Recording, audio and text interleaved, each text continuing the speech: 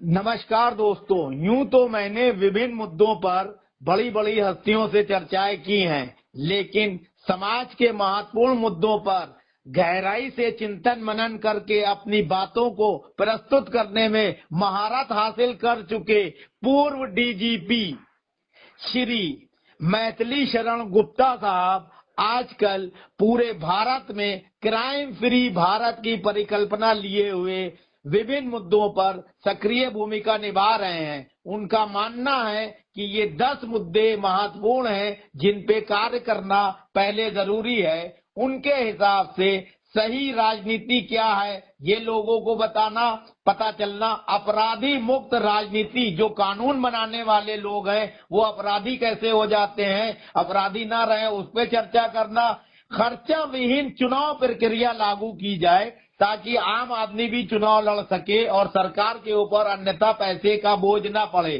Tax free Bharat की परिकल्पना भी ये कर चुके हैं। दुर्घटना मुक्त और लाल बत्ती मुक्त यातायात भारत में हो उसके लिए भी इनके पास पूरा प्लान है। रासायनिक जहर और कैंसर मुक्त भारत का निर्माण कैसे हो इस पर भी ये गहन अध्ययन कर चुके हैं। समृद्ध किसान, यहाँ तक कि किसानों की आय 5 गुनी हो और वो पूरी तरह से आत्मनिर्भर हो, उन्नत हो, इसके बारे में भी वृहद योजना तैयार कर चुके हैं गुप्ता साहब। इसी तरह से निरोगी एवं कैंसर युक्त भारत जो है कैसे बने, सक्षम और समृद्ध मजदूर कैसे हों, कामगारों का जीवन स्तर कैसे ऊपर उठे, इस पर भी उनका गहन अध्ययन है। शासन के साथ सकारात्मक संवाद स्थापित करके ही सभी कामों को किया जा सकता है। इसलिए आज का मुद्दा जो चर्चा का है वो ये है कि शासन से सकारात्मक संवाद किस तरह से स्थापित किया जाए।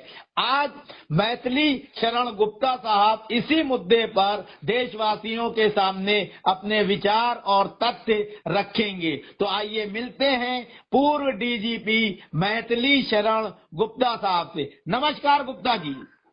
नमस्कार। नमस्कार सर, मेरा सबसे पहला सवाल ये है कि शासन से सकारात्मक संवाद का वातावरण बने, इस पे आप किस तरह की योजना का सूत्रपात चाहते हैं? पहले तो मैं ये कहना चाहूंगा कि हमारा अपनी सरकार से संवाद जो है ठीक नहीं है जी। और जो हम डेमोक्रेसी कह रहे हैं वो सही मायने में डेमोक्रेसी है ही नहीं जी। ये धीरे से जब इन लोगों ने राजनीति का दुरुपयोग किया, बूथ कैप्चरिंग की, आदमियों की भी कैप्चरिंग कर ली, डिफेक्शन कराया, तो एंटी डिफेक्शन लॉ आया और एक पॉलिटिकल पार्टी व्हिप लाए जी। तो उसके माध्यम से जो आपके रिप्रेजेंटेटिव हैं वो चाहे जैसे भी चुने गए हों जी, वो जो है इस बात के लिए वो विवश हो गए कि ना तो वो अपनी बात संविधान के अंदर ना ही संविधान के बाहर जी, ना वो अपनी बात रख पा रहे हैं ना वो पब्लिक की बात रख पा रहे हैं। बिल्कुल सही। संविधान के अंदर वो पॉलिटिकल और पार्टी भिप से जो है ना बंधे हुए हैं और जो है ना पार्लियामेंट के बाहर वो पार्टी डिसिप्लिन से बंधे हुए हैं जी। यहाँ तक कि टीवी डिबेट्स ये वो सभी में वो अपनी पार्टी का बिल्ला लगा के ही बात करते हैं, वो जनता के प्रतिनिधि के रूप में अपनी बात नहीं रख पाते। बिल्कुल सही। तो ये व्यवस्था कैसे दुरुस्त होगी, उसके लिए क्या पहल करना चाहिए? पहले मैं उसका थोड़ा सा और बैकग्राउंड क्लियर करना चाहूंगा तो थोड़ा आपका इस क्वेश्चन का जवाब ज्यादा बेहतर तरीके से बताएगा। जी। अभी सवाल ये है कि इस बीच में जो दूसरे लोगों ने जनता से संवाद का तरीका रखा जी, वो अंग्रेजों के समय जो चीजें अपनाते थे उन्हीं को जारी रखा। जी। जैसे चक्का जाम करना, जी। जैसे रेल रोको करना, जैसे तोड़ फोड़ करना। जी।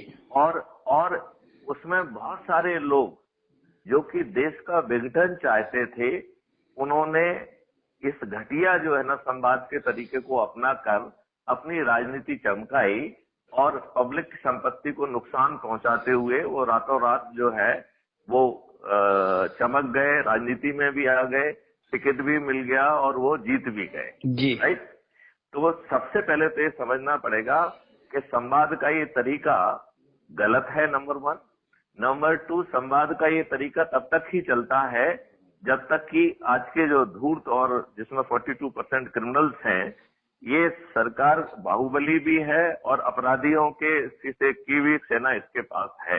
जी तो यदि आप ये वाला संवाद रखते हैं, मतलब दैट इज चक्का जाम, रेल रोको टाइप का, जी तो ये कब अपने क्रिमिनल्स को भेजकर खुद गड़बड़ी करा के, लाठीचार्ज करके, गोली चलाकर, आपके विरुद्ध अपराध पंजीबद्ध करके और आपको जेल में डाल के जी आपको जो है ये आपको संवाद को फेल कर सकते हैं और संवाद को दरकिनारे लगा सकते हैं। जी देखिए, मैं आपको एक दूसरा इनको संवाद का फेल करने का और डाइवर्ट करने का, इशू डाइवर्ट करने का इनका बड़ा पावरफुल तरीका है। आप याद करिए, जब श्यामा प्रसाद मुखर्जी की जम्मू एंड कश्मीर में डेथ हुई जी और उनकी माँ और वेस्ट बंगाल में बहुत जोर से ये मांग उठी कि उनकी मौत के बारे में जांच की जाए, जी तो आप थोड़ा सा अपनी दिमाग पे जोर डालिए। उस समय इन्होंने क्या किया, ट्राम का किराया डबल से ज्यादा कर दिया। राइट। जी और चूंकि जो है कोलकाता की जो है ट्राम जो है लाइफ लाइन है जी और हर किसी को वो उसने प्रभावित किया। जी तो श्यामा प्रसाद मुखर्जी का मुद्दा जो है वो पीछे बैकग्राउंड में चला गया जी। और ट्राम का किराया कम किया जाए, ये मुख्य मुद्दा बन गया, जी। जिसे शासन ने आसानी से मान लिया जी। और वो श्यामा प्रसाद मुखर्जी की जो हत्या हुई वो जो है ना बैकग्राउंड में चला गया। सही बात। तो ये दूसरा पॉइंट मैं ये कहना चाहता हूँ कि जो ये अभी जो वर्तमान संवाद का तरीका है, इनके पास ढेर सारे डाइवर्सन टैक्टिक्स हैं जी जिसके माध्यम से ये कभी भी चीजों को दाएं बाएं कर सकते हैं। जी देखिए, आपने मीडिया में ये बात देखी है कि कोई महत्वपूर्ण मुद्दा दबाना हो तो कोई दूसरा मुद्दा खड़ा कर, एकदम सही। तो इसका मतलब है कि ये दोनों तीनों चारों जो डाइवर्सनरी टैक्टिक्स हैं जी उसके कारण जो है वर्तमान में संवाद का सही तरीका नहीं है और आपके जो जनप्रतिनिधि हैं वो आपको ठीक ढंग से रिप्रेजेंट नहीं कर रहे हैं और उनकी सामर्थ्य खत्म हो गई है आपकी बात वहां तक पहुंचाने की। मतलब उनकी स्थिति इतनी खराब हो गई है कि वो अपना मुंह भी खोलने के लिए तैयार नहीं है। जी उनको लगता है कि यदि उनके आका कुपित हो गए तो जो भी उनको थोड़ा बहुत मिल रहा है जी। वो भी मिलना बंद हो जाएगा जी। और वो जो है ना उनको दरकिनार कर दिया जाएगा। एकदम सही। अब इसका जो है हल क्या है मैथिली जी? हाँ, इसका हल है। इसका हल जो है आपको जान के ताज्जुब होगा कि किसी और ने नहीं बल्कि honourable prime minister Narendra Modi ji ने इजाद किया है। मैंने तो सिर्फ उसे समझा है और अपनाया है। जी। तो आपको ताज्जुब होगा कि वो क्या तरीका है। जी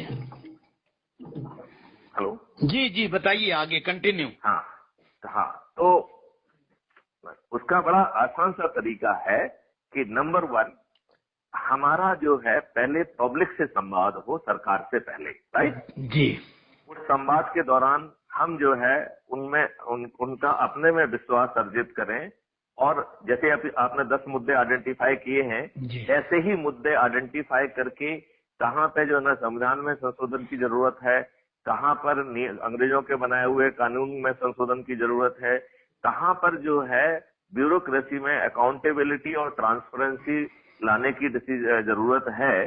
जैसे कि लॉ ऑफ टॉर्ट जो है एंट्री 1 के तहत केंद्र सरकार को बनाना था, लेकिन वो आज तक नहीं बनाया। यदि वो बना दिया होता तो आज हमारी bureaucracy as a lord behave नहीं करती, वो एक अकाउंटेबल ब्यूरोक्रेसी होती और वो अपने गलत निर्णयों के लिए उत्तरदायी भी होती और उसे कंपनसेशन भी देना पड़ता। सही, एकदम सही।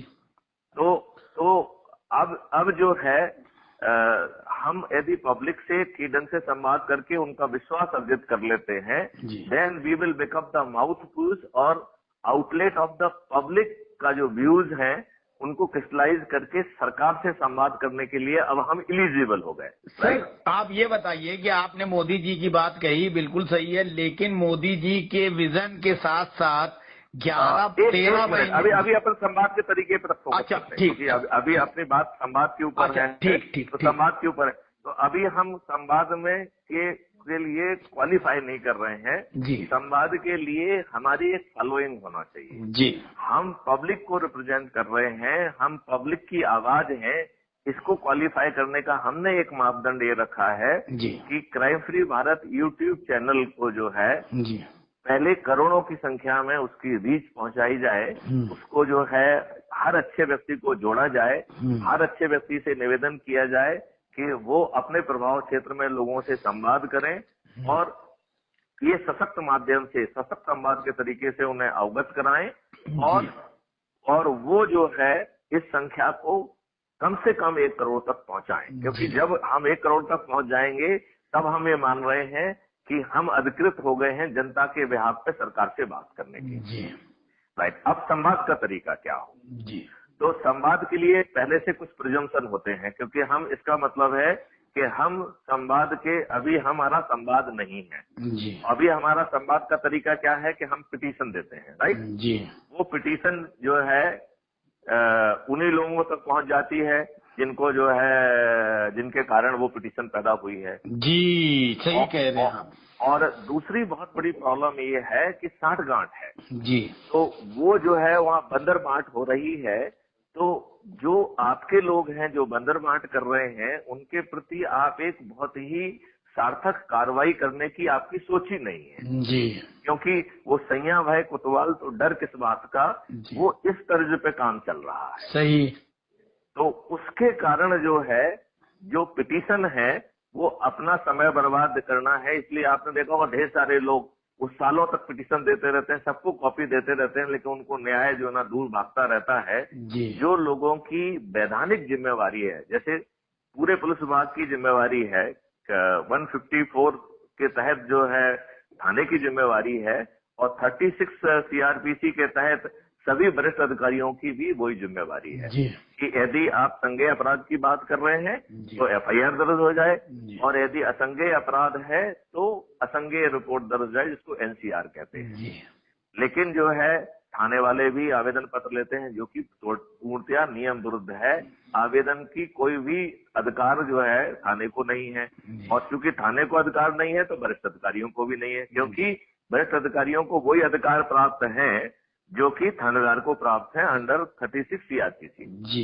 अब जो है थानेदार तो आपकी बात सुन नहीं रहा है और हम उसको इंक्वायरी एंड रिपोर्ट कहते हैं। हम ये क्यों नहीं कहते हैं कि ये हमारे पास जो चीज आई है उससे इन धाराओं का अपराध बनता है, आपको किस कारण से इन धाराओं का अपराध नहीं लगा, इस बारे में अपना स्पष्टीकरण दें। यदि आप इंक्वायरी एंड रिपोर्ट लिखेंगे तो उसको लिखने के लिए हर चीज छूट है। अधिकांश पुलिस के केस में हम लिखते हैं कि शिकायत बड़ा चढ़ा कर देना पाई गई। ये कौन सी भाषा है? मतलब विदाउट जो है ना कमेंटिंग ऑन द ग्रीवेंस, हम एक लपेट वर्ड बना लिया है शिकायत बड़ा चढ़ा कर देना पाया गया। व्हाट इज दिस शिकायत बड़ा चढ़ा कर देना पाया गया? तो हमारा कहना ये है कि पिटीशन देना, आवेदन देना हमें रिकॉर्ड के लिए देना चाहिए। रिकॉर्ड के लिए कानून में हम बता सकते हैं कि हम थाने गए, लेकिन हमारा सरकार से संवाद का ये सही तरीका नहीं है। तो सरकार से संवाद का तरीका स्पेशली बड़े इशूज पे, संवैधानिक इशूज पे, कानून से रिलेटेड इशूज पे, हम अपनी मशीनरी को अकाउंटेबल बनाने के लिए, भ्रष्टाचार दूर करने के लिए, इसमें जो हमारा संवाद का तरीका होना चाहिए और संवाद भी सकारात्मक होना चाहिए, समाधान निकालने के लिए होना चाहिए, व्यवधान पैदा करने वाला नहीं होना चाहिए। ठीक है ना? तो हमने उसमें हमारा संवाद का तरीका जो मैं सोचता हूँ कि हमें थाली बजाना चाहिए और दीपक जलाना चाहिए। वो ये दो हैं नोशनल चीजें, राइट जी, जो कि अपन ने माननीय नरेंद्र मोदी जी से सीखी है। ये दो चीजें जो है सरकार के दो एलिमेंट को दिखा रही है कि सरकार हमारी जो काले अंग्रेजों की सरकार है वो अंधी भी है और वो बहरी भी है। तो दीपक की रोशनी से वो देख पाएगी और थाली की जो गड़गड़ाहट है, थाली का जो बजने की आवाज है, उससे वो सुन पाएगी। अब क्या सुनाना है? वो वीडियो के बेसिस पे छोटा वीडियो और कम समय का वीडियो दिया जाए, राइट? कम समय से मतलब है पहले छोटी छोटी मांगे रखी जाए। जैसे आपने 10 विषय आइडेंटिफाई किए हैं तो एक एक विषय को जो है ना लिया जाए और एक समय सीमा में सरकार से अपेक्षा की जाए कि आप जो है इन्हें पूरा करिए, राइट जी। यदि सरकार जो पूरा करती जाती है तो हमें जो है उसकी प्रशंसा करना चाहिए, दीपक जला के, थाली बजा के और वीडियो बना के, राइट? और उसको इसका रिकॉग्निशन दें, जी। अब अज्यूम करिए कि सरकार क्यों माने। सरकार तो यदि हम दो हमारे दो पे चल रही है, जी। सरकार यदि जो है किसी के लॉबी के दबाव में है, जी। सरकार किसी और उसका मंतव्य कुछ दूसरा है, जी। तो सरकार आपकी बात क्यों माने? आप वैसा की सोच है क्या? जी। राइट। अखिल संवाद का जो है ना ब्रेक हो रहा है यहाँ पे, जी। राइट। जी। वो आपकी बात क्यों सुने, जी। राइट।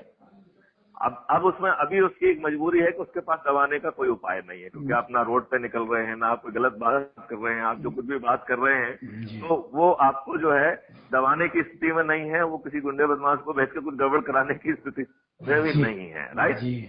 तो अब यदि अज्यूम करिए कि सरकार से ने आपके संवाद को नहीं माना, नहीं स्वीकार किया, जी। तो फिर जो है आपके पास विकल्प बनता है कि आप जो है काली पट्टी बांधिए, जी। आप काला जो है झंडा लीजिए, जी। और फिर भी अपन को रोड पे नहीं आना है, जी। राइट। रोड पे हम आएंगे किसके लिए? अपने लोगों से संपर्क करने के लिए, जी। अपने लोगों को जोड़ने के लिए। जी। सरकार से संवाद करने के लिए रोड पे नहीं आएंगे, ठीक है जी। ना। ठीक। मतलब रोड पे हम आ रहे हैं तो पब्लिक से संवाद करने के लिए आ रहे हैं, ठीक। सरकार से नहीं, राइट। ठीक। अब जो है सरकार ने भी आपकी बात नहीं मानी, तो पहली बात तो ये है कि चाहे सरकार टैक्स पेयर की मनी भेज के जो है ना गाड़ियां लगाए, चाहे फ्री में जो है ना ब्रेकफास्ट दे, लंच दे, डिनर दे, ऊपर से 500 रुपए भी दे घूमने फिरने के लिए, तो भी हम उनके कार्यक्रमों में नहीं जाएंगे, राइट। ठीक। नंबर 2, हम उन्हें अपने कार्यक्रमों में नहीं बुलाएंगे। नंबर 3, जैसे जब जो है ना साइमन कमीशन आया तो सब लोगों ने नारा दिया था, साइमन कमीशन वापस जाओ। तो जब ये काले अंग्रेज जिन्होंने हमारा संवाद को की अवमानना की, जिसने हमारा संवाद नहीं माना है, जी। तो हम जो है कहेंगे काले अंग्रेज वापस जाओ, काले अंग्रेज वापस जाओ, और वो भी थाली बजाकर दीपक जला के जोर जोर से कहेंगे। जी। और उनका जो आज दरबारी एटीट्यूड बन गया है, उनके दरबार में कोई नहीं रहेगा, क्योंकि हम ये मान के चल रहे हैं धीरे धीरे सभी लोग हमसे जुड़ेंगे, क्योंकि सरकार या पार्टी कोई भी हो, सब एक ही थैले के चट्टे बट्टे हैं। सही।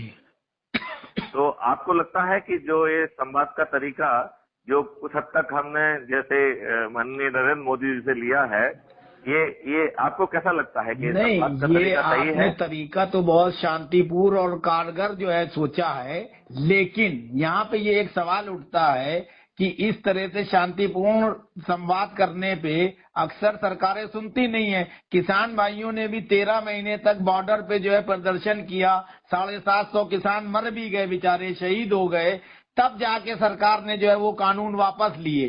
तो अगर सरकार इतनी संजीदगी से मानती तो किसान लोग जब जो है कानून वापस लेने की बात कर रहे थे तो 1-2 महीने में ही सरकार को चेत जाना चाहिए। इतने लोग शहीद हो गए, अव्यवस्था हुई, इस पे क्या कहेंगे आप? किसानों ने ये संवाद का तरीका नहीं अपनाया था, नंबर 1 जी। नंबर 2, वो किसान जो है एक पर्टिकुलर क्षेत्र विशेष तक सिमट गए थे जी। तो उन्होंने प्रयास करके उसका फैलाव पूरे देश में नहीं किया था, जी। जी। राइट। जी। और उन्होंने जो है ना झूठ मूठ आरोप लगाने के लिए भी जो है ना उन लोगों ने कोशिश की कि सब कनाडा से पैसा आया। तो जब किसान हैं और वो पंजाब के किसान हैं, आपको मालूम है कितने पंजाबी जो है वो कनाडा में जो है सही रहते बात हैं। है जी। तो बच्चे जो है ना अपने माँ बाप के सपोर्ट पर पैसा नहीं भेजेंगे, बिल्कुल भेजेंगे। हाँ, तो उससे आप कैसे कह सकते हैं कि खालिस्तान वाली बात है? सही। ठीक है ना। मतलब हो सकता है कुछ एलिमेंट में कुछ शासन के पास कोई प्रूफ हो, वो बात अलग है, वो सरकार देखे। लेकिन मोटे तौर पर जो है कनाडा से पैसा आना बहुत स्वाभाविक चीज है, क्योंकि अधिकांश पंजाबी, अधिकांश सरदार जो है वो कनाडा में है। कनाडा में तो उनका है ना। तो मुझे लगता है कि किसानों का संवाद इससे भी ज्यादा प्रभावी हो सकता था यदि वो पहले इंटरनल कॉन्फिडेंस क्रिएट करते हैं। एकदम सही, सही कह रहे हैं। जो हम बात कह रहे हैं कि पहले हम सरकार से बात नहीं कर रहे हैं, पहले हम सरकार से बात करने की शक्ति प्राप्त करने की कोशिश कर रहे हैं। जैसे मान लो मैंने कहा है कि यदि हम 1 करोड़ के सब्सक्रिप्शन बेस पे नहीं पहुंचेंगे तब तक हम सरकार से बात ही नहीं करेंगे। हम अधकचरे स्थिति में सरकार से बात नहीं करेंगे। जब हमारी ये स्थिति होगी कि हर गांव में, हर कूचे में हमारे कुछ लोग होंगे और वहां पे वो थाली बजाकर काला बैंड बांध के काला वो करके कर पाएंगे, जब हम स्थिति में ऐसे होंगे, जब उनकी दरबार लगने की स्थिति नहीं बनेगी, तब जो है इनको हर दिन भारी पड़ेगा। और अंततः बात यह है कि यदि ये इसके बावजूद भी यदि मगरूर हैं और ये संवाद नहीं सुनना चाहते हैं, जी। तो फिर क्राइम फ्री भारत 540 जो है ना 545 कर्मश और मनस्वी और जिन्होंने विभिन्न फील्ड में, चाहे समाज सेवा का फील्ड हो, चाहे लॉ का फील्ड हो, चाहे जो है साइंस का फील्ड हो, एग्रीकल्चर का फील्ड हो, मेडिसिन का फील्ड हो, इंडस्ट्री का फील्ड हो, तो व्यवसाय का फील्ड हो, तो आप सभी हमें ये बताएं कि अभी सकारात्मक जैसे मैंने उसी जी। पॉइंट पर मैं कह रहा हूँ, तो फिर हम इनको इन्हीं के गेम में हराएंगे। जी। इनको भागने के लिए जगह नहीं बचेगी, इनकी जमानत जब्त कराएंगे, क्योंकि ये कष्ट और पीड़ा तो हर व्यक्ति के उसमें है ना। गुप्ता साहब, हर व्यक्ति चीटेड फील कर रहा जी है ना। गुप्ता साहब, अभी एट प्रेजेंट वर्तमान समय में भारत सरकार से सकारात्मक संवाद स्थापित करने के लिए आप किस तरीका अख्तियार कर रहे हैं, और कौन सा एक मुद्दा है जिस पे आप सकारात्मक संवाद जो है अपने स्तर पर और देशवासियों को लेके पहले जो है स्थापित करना चाहेंगे भारत सरकार से खास तौर? देखिए, मैं पहले छोटी छोटी चीजें लेना चाहूंगा जी, जो कि नोशनल है, राइट जी, तो उनके लिए हम 3 चीजों को जो है ना सामने रखते हैं। जी। जैसे पहली नोशनल चीज ये है कि जनगण मन अधिनायक जय भारत भाग्य विधाता, जी। इसमें भाग्य विधाता जॉर्ज पंचम है। जी, तो ये गीत जो है 26 दिसंबर 2011 में कांग्रेस के अधिवेशन में गाया गया, जी। और जॉर्ज पंचम जब आया था तो उसके यशोगान में इसको गाया गया, राइट। जी, तो किसी दूसरे देश के राजा को अपना भगवान बताते हुए उसका आशीष मांगने वाला गीत हमारा राष्ट्रीय गान नहीं होना चाहिए। जी। यह राष्ट्रीय गान जो है थोड़े से एक रेजोल्यूशन पास करके से हटाया जाए, और उसकी जगह आजाद हिंद फौज का जो गान है, जी। जिसके बोल भी जनगण मन से आए हैं, जी। लेकिन वो भारत माता की स्तुति है। जी। तो मेरी पहली जो है ना अपील सरकार से रहेगी जी। कि उस राष्ट्रीय गान को इस राष्ट्रीय गान से बदला जाए, जी। जिससे कि हमारे भारत माता की स्तुति हो।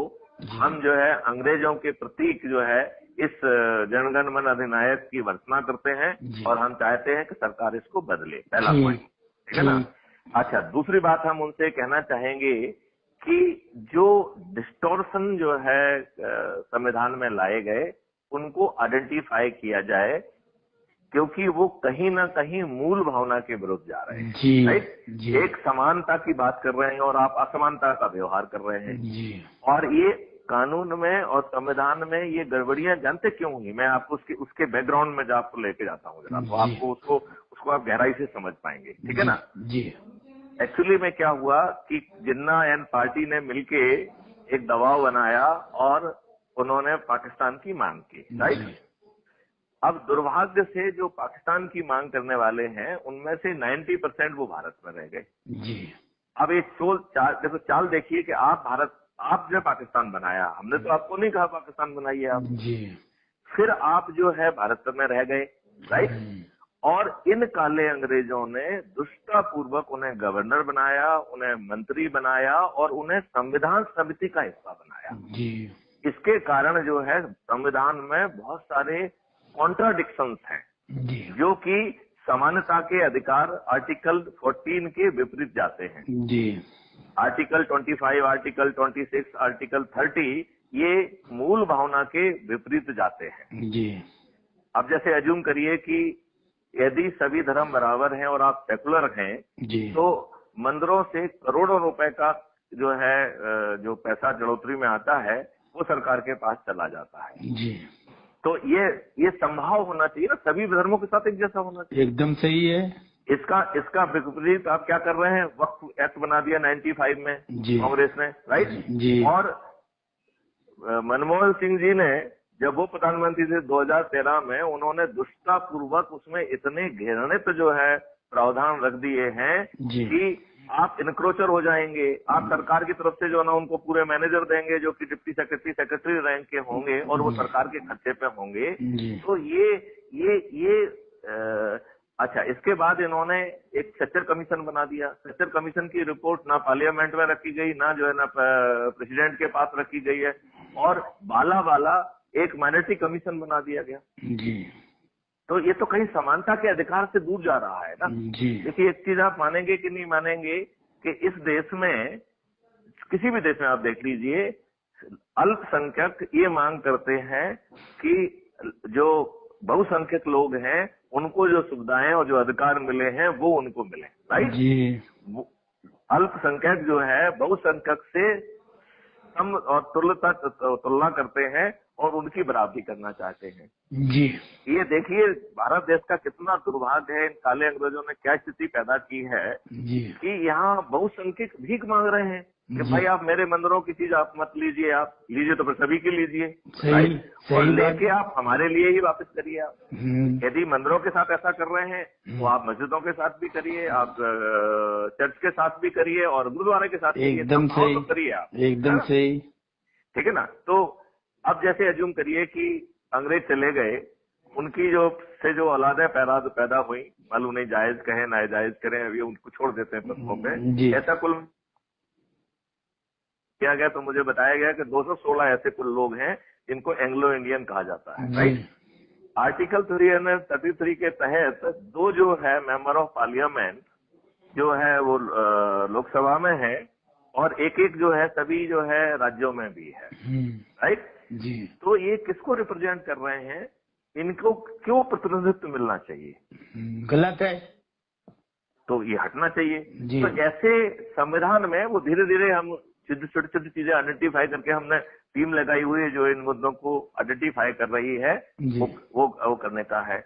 अब देन जो है अंग्रेजों ने जो आपका दमन करने के लिए, आपको अपमानित करने के लिए, आपको शोषित करने के लिए जो कानून बनाए हैं, उन कानूनों को जो है ठीक किया जाए और यदि जो गन्ने पेरने की मशीन को वेलफेयर की आटा पीसने की चक्की में कन्वर्ट करने के लिए जो मशक्कत करना चाहिए थी, जो अब तक नहीं की गई है, वो किया जाए और आपकी जो मशीनरी है वो लॉर्ड ना बने, वो मशीनरी जो है ना सेवक बने।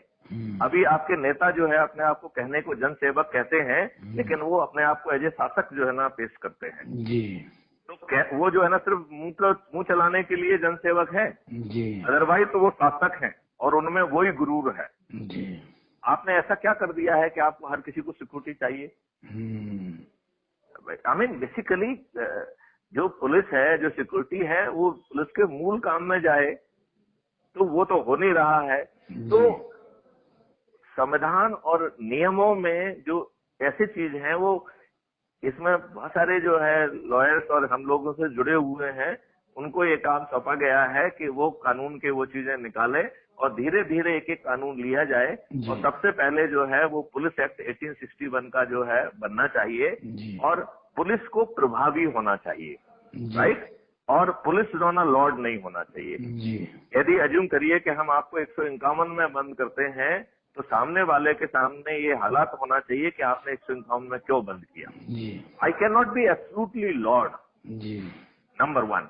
नंबर 2 जो है वो जो नॉलेज के लिए हम एक निकम्मी पुलिस की बजाय एक पावरफुल कैप्चरिंग जो है व्यवस्था रखना चाहिए। देखिए, आप भगवान को भगवान क्यों कहते हो? क्योंकि वो सर्वज्ञानी है, राइट? जिसको ओमनी सेंट कहते हैं, ओमनी पोटेंट कहते हैं, राइट जी। तो सर्वज्ञाता जो होता है वही भगवान तुल्य होता है। तो सरकार को भगवान तुल्य होना चाहिए, क्योंकि सरकार भगवान को रिप्रेजेंट करती है, देखा जाए, ठीक है ना, पब्लिक के लिए। तो उसके पास जो है प्राइवेसी जैसी चीज, वो विदेशों की बात करने दीजिए, हमें प्राइवेसी को गारंटी करना चाहिए। Privacy can not be a tool to commit crime. ठीक, अपराध घटित करना जो है, मैं आपको राइट टू प्राइवेसी नहीं होना चाहिए। आपके डाटा को कहीं दूसरी जगह जाने के लिए जो है ना चला जाए और ना जाए, इसमें आपका राइट टू प्राइवेसी रहेगा। क्योंकि जो चित्रगुप्त है, जिसको हमने अभी इसके जो क्राइम फ्री भारत में हमने एक डिजिटल चित्रगुप्त को वो कंसीव किया है, जिसका हमने एक ड्राफ्ट बना के ऑलरेडी गवर्नमेंट ऑफ इंडिया को भेजा है जी। मैंने एक ड्राफ्ट जो है ना 30 सितंबर 2020 को, जिस दिन मैं रिटायर हो रहा था, क्योंकि मैं national police mission crime free Bharat through automated investigation support system का जो है मैं चीफ नोडल ऑफिसर था, तो मैंने उस हैसियत से अपने कैसे जो है ना इसे क्रियान्वित किया जाए मुझसे पूछा गया था, तो मैंने वो पूरा उनको कॉन्सेप्ट नोट भेजा कि इसको ऐसे क्रियान्वित किया जाए। और हमने कहा कि बैकएंड इंजन में संविधान की एंट्री 65C के तहत ये कानून है जो कि बैकबोन का काम करेगा और पब्लिक को राइट टू प्राइवेसी देगा। तो उस पे सरकार का क्या जवाब आया? सरकार ने कहा कि साहब इस पे जो है ना लोगों के आप व्यूज लीजिए, बाकी लोगों के। तो अभी हमने एक सेशन जो है ना रखवाया है देखा से 1 आध महीने में, तो जितने भी कानून के वेदर वो हैं उनको जो है ना एक संगोष्ठी रखी गई है, 1 दिन का वर्कशॉप होगा और वो व्यूज कंपाइल करके हम भारत सरकार को भेजेंगे। अच्छा, तो वो उसका वैसा होगा। तो ये हो गया है आपका कानून से संबंधित। एंड देन अकाउंटेबिलिटी वाली बात होना चाहिए, जैसे लॉ ऑफ टॉर्ट को लाया जाना चाहिए जी। तो हमारी मशीनरी सक्षम हो। अभी बहुत सारे क्षेत्र में पुलिस की हिम्मत नहीं है कि वो वहां घुस जाए। तो जो भी जगह जहां पे कि गड़बड़ी लोग जा रहे हैं, गड़बड़ी करने वाले लोगों की पैठ है, वहां चारों तरफ जो है पब्लिक के जो है डोमेन में सीसीटीवी और आईओटी डिवाइस लगना चाहिए और वो कंटेंट रियल टाइम बेसिस में जाके वर्चुअल क्लाउड में चला जाएगा, which will be under the national authority for scientific and technical assistance in investigation and detection of crime. उसके पास जो है ना हर अपराधी की 360 डिग्री जो है ना इन्फॉर्मेशन होगी, चाहे वो चेहरा हो, चाहे वो क्या कपड़े पहना है, अपराध करते वक्त क्या कपड़े हैं, उसके फेशियल एक्सप्रेशन कैसे हैं, चलता कैसा है, उसके पास गाड़ी कौन सी है, गाड़ी कब आई है उसके पास, उसके साथ यदि वो कोई निकल रहा है तो वो उसके पास उस 360 डिग्री इन्फॉर्मेशन से सिस्टम ये भी प्रेडिक्ट कर पाएगा कि ये अपराध करने की नीयत से निकल रहा है। और चूंकि क्राइम फ्री भारत का ये मानना है कि हम अपराधी को अपराधी की जो है कुत्ते को कुत्ते की हैसियत से पकड़ना चाहते हैं, और लोग बात कहते हैं कि हर कुत्ता अपनी गली में शेर होता है, तो क्राइम फ्री भारत ये का इंटरवेंशन स्ट्रेटेजी ये डिसाइड करेगी कि इस कुत्ते को कहाँ पे पकड़ा जाए जहाँ इसकी हैसियत कुत्ते की है, और यदि उसको शेर की हैसियत से पकड़ना है तो फिर शेर की तैयारी से जाया जाए जी। तो ये कुछ मुद्दे हैं जो मैंने आउटलाइन किए हैं, और फिर बाकी जो है जो 10 जो चीजें हैं उन 10 चीजों में जो इनेबलिंग चाहिए, क्योंकि उसकी मेन चीज तो हम कह रहे हैं कि हम ज्वाइंट वेंचर के थ्रू पब्लिक को साथ में लेते हुए ये हम अपनी सामर्थ्य से जमीन पे उतारने की स्थिति में है बिना सरकार के, राइट। लेकिन सरकार से जो सपोर्टिव लेजिस्लेशन है, जो सपोर्टिव चीजें हैं, वो हम सरकार से अपेक्षा करते हैं। तो आपको लगता है कि हमारा जो शासन से सकारात्मक संवाद है ये सच में सकारात्मक है या शब्दों का भ्रमजाल है? नहीं, बिल्कुल सकारात्मक है। ये थे पूर्व डीजीपी मैथिली शरण गुप्ता साहब। अगली बार फिर मिलते हैं किसी एक नए मुद्दे के साथ। तब तक के लिए इजाजत दीजिए। नमस्कार।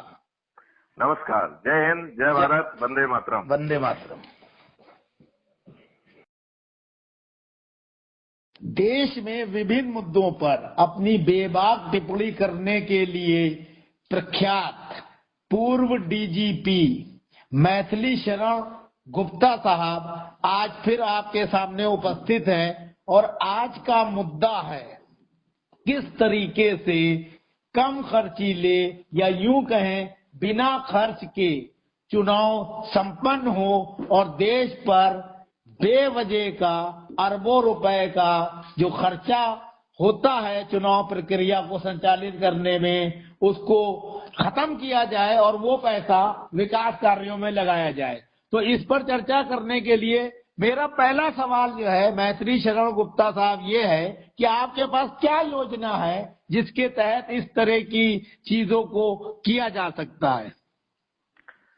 देखिए, सबसे पहले तो मेरा ये मानना है कि ये खर्च जो भी होता है वो खर्च किस चीज के लिए होता है। तो एक तो होता है कि चुनाव की जो व्यवस्था है उसको करने के लिए होता है, दूसरा है चुनाव के प्रचार प्रसार में होता है, तीसरा चुनाव के प्रसार के लिए जो सामग्री बनाई जाती है उसमें होता है, तीसरा जो है आने जाने में और सारे जो है चुनाव संबंधी रैलियां और उससे जुड़ी चीजों में होता है, राइट। ये जो खर्चा है ये खर्चा ही हमारे निष्पक्ष चुनाव को कहीं ना कहीं बहुत जोर से प्रभावित कर रहा है, क्योंकि उसके लिए ये पार्टी का सिस्टम बना, उसके लिए अर्थ कैसे इकट्ठा किया जाए ये बना, क्योंकि एक बड़ा खर्च करेंगे, बड़ा ब्रांड बनाएंगे तो जीतना आसान होगा, राइट। जी। तो अब सवाल उठता है कि बिना खर्च के चुनाव कैसे हो। इसके लिए सबसे अहम बात जरूरी है कि जो खर्च करना है उसे ही सबसे पहले गैर कानूनी बनाया जाए, क्योंकि यदि खर्च करने का ऑप्शन रहेगा तो आप खर्च विहीन व्यवस्था ले भी आएंगे तो भी लोग बाग बैकडोर से खर्चा करते रहेंगे। कैसे? इस बात से आप कुछ सहमत से लग रहे हैं? फिर बात आगे बढ़ाते हैं। नहीं, सहमत नहीं है हम अभी। कैसे उसको मूर्त रूप कैसे देंगे? ओके, नहीं, पहले मूर्त रूप तो धीरे से मैं समझाता हूँ, बिल्कुल एक एक स्टेप में समझाऊंगा। पहले तो मैं ये समझाने की कोशिश कर रहा हूँ कि चुनाव में खर्चा करने को एक संज्ञेय अपराध बनाया जाए, और यदि कोई व्यक्ति चुनाव में खर्चा करता है तो वह एक अपराध माना जाए जिसमें उस व्यक्ति के विरुद्ध कार्रवाई। ये कौन करेगा? ये आपने ये करना तो जो है ना नियम कानून के तहत करना पड़ेगा, और ये उन्हीं लोगों को करना पड़ेगा जिनको ये तय करना है कि अपराधी जो है वो कानून के निर्माता नहीं हो सकते हैं, और ये करने के लिए हमें अपनी ही सरकार को विवश करना पड़ेगा। कैसे? सकारात्मक संवाद के द्वारा। अभी तक क्या सकारात्मक संवाद आपने अपने स्तर पर किया सरकारों से और चुनाव आयोग से? मेरा ये मानना है कि यदि आप पिटीशन लेके जाएंगे तो कोई सकारात्मक संवाद संभव नहीं है। वो आपकी पिटीशन को कचड़े में डाल देंगे या अपने हिसाब से इंटरप्रेट करेंगे, और हर कोई अपने आप को बेबस बताएगा, चाहे वो चुनाव आयोग हो, चाहे वो उच्चतम न्यायालय हो। और राजनेता तो स्वार्थ में डूबे हैं तो वो ऐसी कोई व्यवस्था करेंगे नहीं। क्यों? क्योंकि राज व्यवस्था में लोगों के पास काफी धन है, और उस अब धन को जो है वो उपयोग करके या दुरुपयोग करके वो सत्ता हासिल करना चाहते हैं। तो एक जो उनके फेवर में एक एडवांटेज है, उस एडवांटेज को वो नहीं जाना देना चाहेंगे जब तक कि हम उन्हें इस काम को करने के लिए विवश करने की स्थिति में ना आ पाए। तो वो तरीका वही होगा फाइनली कि पहले आप संवाद पब्लिक से करिए, बहुत सारी उनसे चर्चाएं करिए, आप उनका जो है एक कहना चाहिए कि उनका विश्वास अर्जित करिए, और वो विश्वास अर्जित करने का जो मापदंड रखा है कि crime free Bharat YouTube channel को कम से कम 1 करोड़ या उससे ज्यादा लोग जो है सब्सक्राइब करें, और फिर जो है तो आपकी विभिन्न लोगों से चर्चा हो, उसके निचोड़ के आधार पर आप जो है थाली बजाकर, दीपक जलाकर और अपने वीडियो के माध्यम से उन चीजों को वहां दें, और वो आपके यदि संवाद को मान के कर देते हैं तो उनका स्तुति गान किया जाए। यदि वो आपके संवाद को नहीं मानते हैं तो वो काले झंडे, काला बैट बांधिए, काले अंग्रेज वापस जाइए, आप उनके प्रोग्राम में मत जाइए, आप उनके दरबार की शोभा मत बढ़ाइए, आप उन्हें अपने प्रोग्राम में मत बुलाइए, और उनका हर दिन जो है मुश्किल दिन में कन्वर्ट करिए। ये सब चीजें जब तक अपन ग्राउंड पे नहीं करेंगे तब तक जो है जो संवाद है, संवाद का सही प्रभाव जमीन पे नहीं उतरेगा। आप ये बताइए कि चुनाव आयोग और पार्टियां जो हैं कुछ ऐसा नहीं कर रही हैं। जो अभी 5 राज्यों के चुनाव हैं 2022 में शुरू में ही, उन चुनावों में आप क्या कर रहे हैं इस मुद्दे को लेकर? आपने एक बहुत ही अहम मुद्दा उठाया है कि अभी तो मैं एनर्जी इंटरनल चीज पे ही लगा रहा हूं। देखा जाए तो हम अभी एक्सटर्नल करने की स्थिति में अपने आप को नहीं पा रहे हैं, और मेरा ये मानना है कि अपने जो भी संवाद के माध्यम से और जिसमें कि आपका जो सुझाव था बस यात्रा वाला, वो बहुत अच्छा सुझाव था।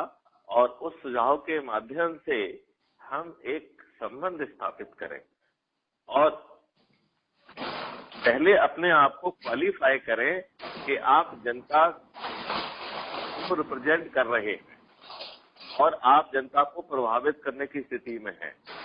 जनता आपकी जो है, आप जनता की आवाज है और आपकी आवाज पे जनता जो वो करेगी जो आप करने के लिए कह रहे हैं। और जो आप करने के लिए कह रहे हैं वो बहुत साधारण सी बात है कि दीपक जलाओ, थाली बजाओ, वीडियो चलाओ। सर, माननीय आडवाणी जी और स्वर्गीय प्रणब मुखर्जी साहब और अटल बिहारी जी और इवन मोदी जी का भी ये मानना है कि पूरे देश में एक बार चुनाव होना चाहिए, उससे भी खर्चा जो है बचेगा, व्यवस्थित तरीके से होगा। उस पर तो अभी तक कोई कार्रवाई हो नहीं पाई। आप तो पूरा थ्रू आउटली जो है इलेक्शन में जो है खर्चे को खत्म करने की बात कर रहे हैं, तो ये कैसी बात लगती है आपको? देखिए, एक बार आप यदि जो मैं व्यवस्था बता रहा हूँ, यदि एक बार हम वो व्यवस्था पे पहुंच जाते हैं तो फिर चुनाव अपने आप में एक बाधा ही नहीं रह जाएगी, क्योंकि चुनाव करने में खर्चा ही नहीं होगा। तो आपने व्यवस्था तो बताई नहीं, वो बताइए। हाँ, करेक्ट। तो सबसे पहले जो बात अपन ने कही थी उसको एक बार मैं फिर से दोहरा देता हूँ कि चुनाव के दौरान खर्च करना एक अपराध होगा, नंबर 1। ये हमने बैकग्राउंड में कहा है। अब ये व्यवस्था कैसे होगी वो मैं समझाता हूँ। इसमें जो है आपको जो भी बात कहना है, क्योंकि आप एक जनप्रतिनिधि हैं, लिहाजा आपको 1 to 1 डायलॉग करने का हक नहीं होना चाहिए चुनाव के दौरान। क्योंकि यदि आप चुनाव के दौरान 1 to 1 बात करना चाहते हैं तो क्या कहना चाहते हैं? मैं भी मुस्लिम तुम भी मुस्लिम, मैं भी हिंदू तुम भी हिंदू, तो मैं भी राजपूत तुम भी राजपूत, मैं भी बनिया तुम भी बनिया, क्या कहना चाहते हैं? हम भी इस क्षेत्र के आप भी उस क्षेत्र के, हम भी इस जाति के आप भी उस जाति के। तो 1 to 1 dialogue should be prohibited, number 1।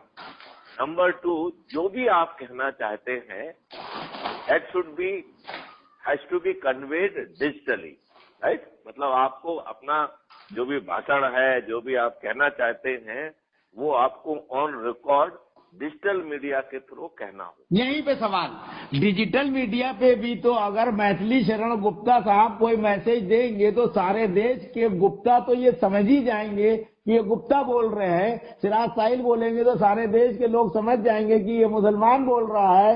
Virendra Singh Walia बोलेंगे तो सारे देश के लोग समझ जाएंगे कि ये सरदार बोल रहा है। डिजिटली उसका फोटो भी होगा, उसका वीडियो भी होगा, उसका ऑडियो भी होगा, तो बात तो तब भी धर्म जात की पहुंची जाएगी वहां तक। नहीं, मैं ये कह रहा हूं कि आप कान में फुसफुसाने की आपकी स्थिति खत्म हो जाती है। आप जो भी कह रहे हो, नंबर 1 रिकॉर्ड पे कह रहे हो, नंबर 2 पूरी जिम्मेदारी के साथ कह रहे हो, नंबर 3 जो आप कह रहे हो आपने जिम करिए 10 या 15 जो भी मापदंड तय किए जाएंगे उतने आप जो है अपने वीडियो जारी कर पाएंगे। जैसे इलेक्शन कमीशन की जिम्मेवारी होगी कि उस कंस्टिट्यूएंट एरिया में सबको इक्वल अपॉर्चुनिटी के साथ चलाया जाएगा। जो कैंडिडेट वीडियो जारी करेगा, तैयार करेगा, उसकी मॉनिटरिंग और उसकी बराबर से एडिटिंग और उसकी पर्यवेक्षक सारी चीजें जो है कौन करेगा? और एक आदमी चुनाव लड़ता है प्रधानमंत्री के खिलाफ, तो प्रधानमंत्री का प्रचार और उस आदमी का प्रचार बराबर कैसे होगा? प्रधानमंत्री भी जो है अपने वीडियो जारी करेगा, नंबर 1, और वो भी उसी तरीके से इलेक्शन कमीशन ही उसे जारी करेगा। उस समय उससे हटके और कोई चीज जारी नहीं हो सकती। इलेक्शन कमीशन तो बेईमान है। अभी का इलेक्शन कमीशन तो बेईमान है, प्रभावित होकर काम करता है, मोटिवेटेड होकर काम करता है। तो कब इलेक्शन कमीशन ऐसा हो जाएगा कि वो एकदम दूध का धुला हो जाएगा? प्रधानमंत्री और उनके खिलाफ खड़ा आम आदमी बराबर से जो है। आपने बहुत ही मुद्दे की बात कही। इसका मतलब है कि अकाउंटेबिलिटी जो है हमें ब्यूरोक्रेसी की हर डायमेंशन में लाना पड़ेगी, जो आज भी नहीं है। इसका मतलब है कि हमारे चीफ इलेक्शन कमिश्नर के कंडक्ट कौन कौन से जो है ना कोड ऑफ कंडक्ट खराब हो सकते हैं। We have to have a full code of conduct and for violation of those code of conduct same chief election commissioner or election commissioner need to be prosecuted and they have to undergo imprisonment. वो तो अभी भी है। अभी तो नहीं है। नहीं, अभी तो इलेक्शन कमीशन जो है वो किसी आदमी को उसका नॉमिनेशन जो है कैंसिल कर देता है और उसी पोस्ट पे जो है नहीं, अभी हम बात कर रहे हैं कि यदि इलेक्शन कमीशन अपने दायित्व को पूरा नहीं करता है तो इलेक्शन कमीशन के विरुद्ध कार्रवाई की बात कह रहा हूँ। नहीं तो इलेक्शन कमीशन के द्वारा कार्रवाई की बात नहीं है। इलेक्शन कमीशन को तो इलेक्शन के टाइम पे इतना पावर दे दिया जाता है कि अगर वो किसी का नॉमिनेशन कैंसिल करता है तो उसको हाई कोर्ट और सुप्रीम कोर्ट भी जो एंटरटेन नहीं करती है। मैं वो कह रहा हूं कि आपको अधिकार रहेंगे, लेकिन इस बात का परीक्षण कभी भी किया जा सकता है कि आपने अपने अधिकारों का सही उपयोग किया कि नहीं किया। And if it is found that कि आपने नहीं किया है तो आपके ऊपर महाभियोग लगाया जाएगा और उसमें क्रिमिनल लायबिलिटी को भी रखा जाएगा। अच्छा, अभी का इलेक्शन कमीशन जो है ईमानदार है? अभी आप ये बताइए कि इलेक्शन कमीशन को क्या ईमानदारी से बनाया जाता है? यदि आपको कोई आका बना रहा है तो नहीं, उसके प्रति वफादारी होना तो स्वाभाविक है ना। सुन लीजिए, यहाँ क्रॉस क्वेश्चन ये है कि आप डीजीपी हैं, भले ही आपको डीजीपी शिवराज सिंह चौहान के टाइम में रहे हो, चाहे ये दिग्विजय सिंह के टाइम में रहे हो या गवर्नर राज में रहे हो, लेकिन डीजीपी जो है मिस्टर मैथिली शरण गुप्ता है। तो अगर कोई बेईमान आदमी ने भी किसी व्यक्ति को बनाया है तो वो उस व्यक्ति का दायित्व होता है कि वो अपनी सत्ता पे बैठ के, अपनी सीट पे बैठ के ईमानदारी से कार्य कर रहा है कि नहीं। ऐसे तो टीएन सेशन को भी किसी और ने बनाया था, लेकिन टीएन सेशन ने प्रधानमंत्री रहते हुए नरसिम्हा राव की कार जो है रुकवा दी थी और हेलीकॉप्टर का प्रयोग करने से मना कर दिया था। मेरा इस सवाल का जवाब दीजिए आप बिल्कुल ठीक कह रहे हैं। यही कारण है कि इस दुष्ट व्यवस्था ने उन्हें इस देश का राष्ट्रपति नहीं बनने दिया। जी, आप समझ रहे हैं ना, कहीं ना कहीं। जी, तो हमें अपनी व्यवस्थाओं में वो अकाउंटेबिलिटी, पारदर्शिता लाना होगी and everybody has to feel accountable to his action. जी, अभी जो है सैया भाई कोतवाल वाला केस है, ये बात बार बार बजा के देखी जाती है कि ये व्यक्ति हमारी बात सुनेगा कि नहीं सुनेगा, ये हमारे माफिक काम करेगा कि नहीं करेगा। यह जो है चयन का आधार होता है जी। और धीरे धीरे ये प्रवृत्ति में घुसता जा रहा है। तो जो टेक्निकल और सफल ऑफिसर हैं वो अपने चरित्र को इसी जो ना आसपास ढालते हैं कि उनके आकाओं को हमेशा विश्वास बना रहे कि ये व्यक्ति बहुत ही काम का है, बहुत ही टैक्टफुल है, बहुत ही उपयोगी है, जो भी आदेश मिलेगा वो बिल्कुल लेट के पूरा करे। खर्च विहीन चुनाव संपन्न कैसे हो, अब इस मेन मुद्दे पे विचार व्यक्त करें आप। बिल्कुल ठीक बात है। तो सबसे पहले उसकी चुनाव प्रचार वाली बात हमने जो कही थी कि चुनाव प्रचार डिजिटली होंगे और केवल डिजिटली होंगे। नंबर 2 जो है 1-to-1 canvassing will be prohibited and it will be a crime. ठीक है। नंबर 3, आप जो भी जो है डिजिटल अपना स्टेटमेंट जारी करेंगे उसका एक कोड ऑफ कंडक्ट होगा और उसमें कुछ फैसिलिटेशन की जरूरत भी है, तो वो फैसिलिटेशन अपन इनेबल कर सकते हैं। Right, that is not a big deal. उसमें कोई बहुत बड़ा खर्च वाली बात नहीं है, क्योंकि कोई रिकॉर्डिंग की व्यवस्था होगी, बस उतना ही सपोर्ट सिस्टम होगा।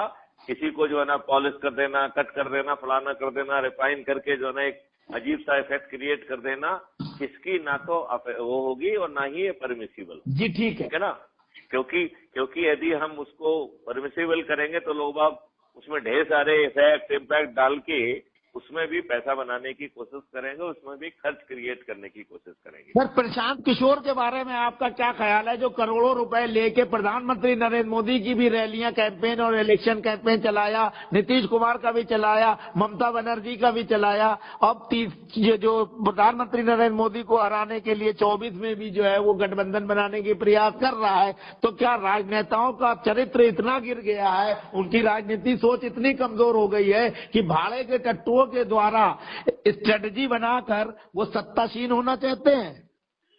आपने जवाब ही दे दिया है कि जो जिनका आप नाम ले रहे हैं, इनका एक बहुत डिग्निफाइड नाम है सर्विस प्रोवाइडर, राइट जी। तो ऐसे ढेर सारे सर्विस प्रोवाइडर्स हो गए हैं जो इन राजनीतिक शक्तियों को ये एहसास दिलाते हैं कि मेरे पास आइए, मैं आपकी ऐसी सर्विस प्रोवाइड करूंगा कि आपकी वो इमेज मैग्नीफाई हो जाएगी कि आप कुछ ना होते हुए भी आज चुनाव जीत जाएंगे, हम एक ऐसा हेलोजेनाइजेशन इफेक्ट क्रिएट कर पाएंगे। जी। तो अभी मेरे ख्याल से अपन बार बार अपने मूल उससे भटक रहे हैं, एक बार उस पर वापस आते हैं। पहले ये समझने की कोशिश करते हैं कि कैसे खर्चविहीन व्यवस्था होगी, फिर मेरे ख्याल से अपन साइड इश्यूज पे चर्चा करेंगे तो मजा आएगा। चलिए, आप जिस पे बोलना चाहे बोलिए।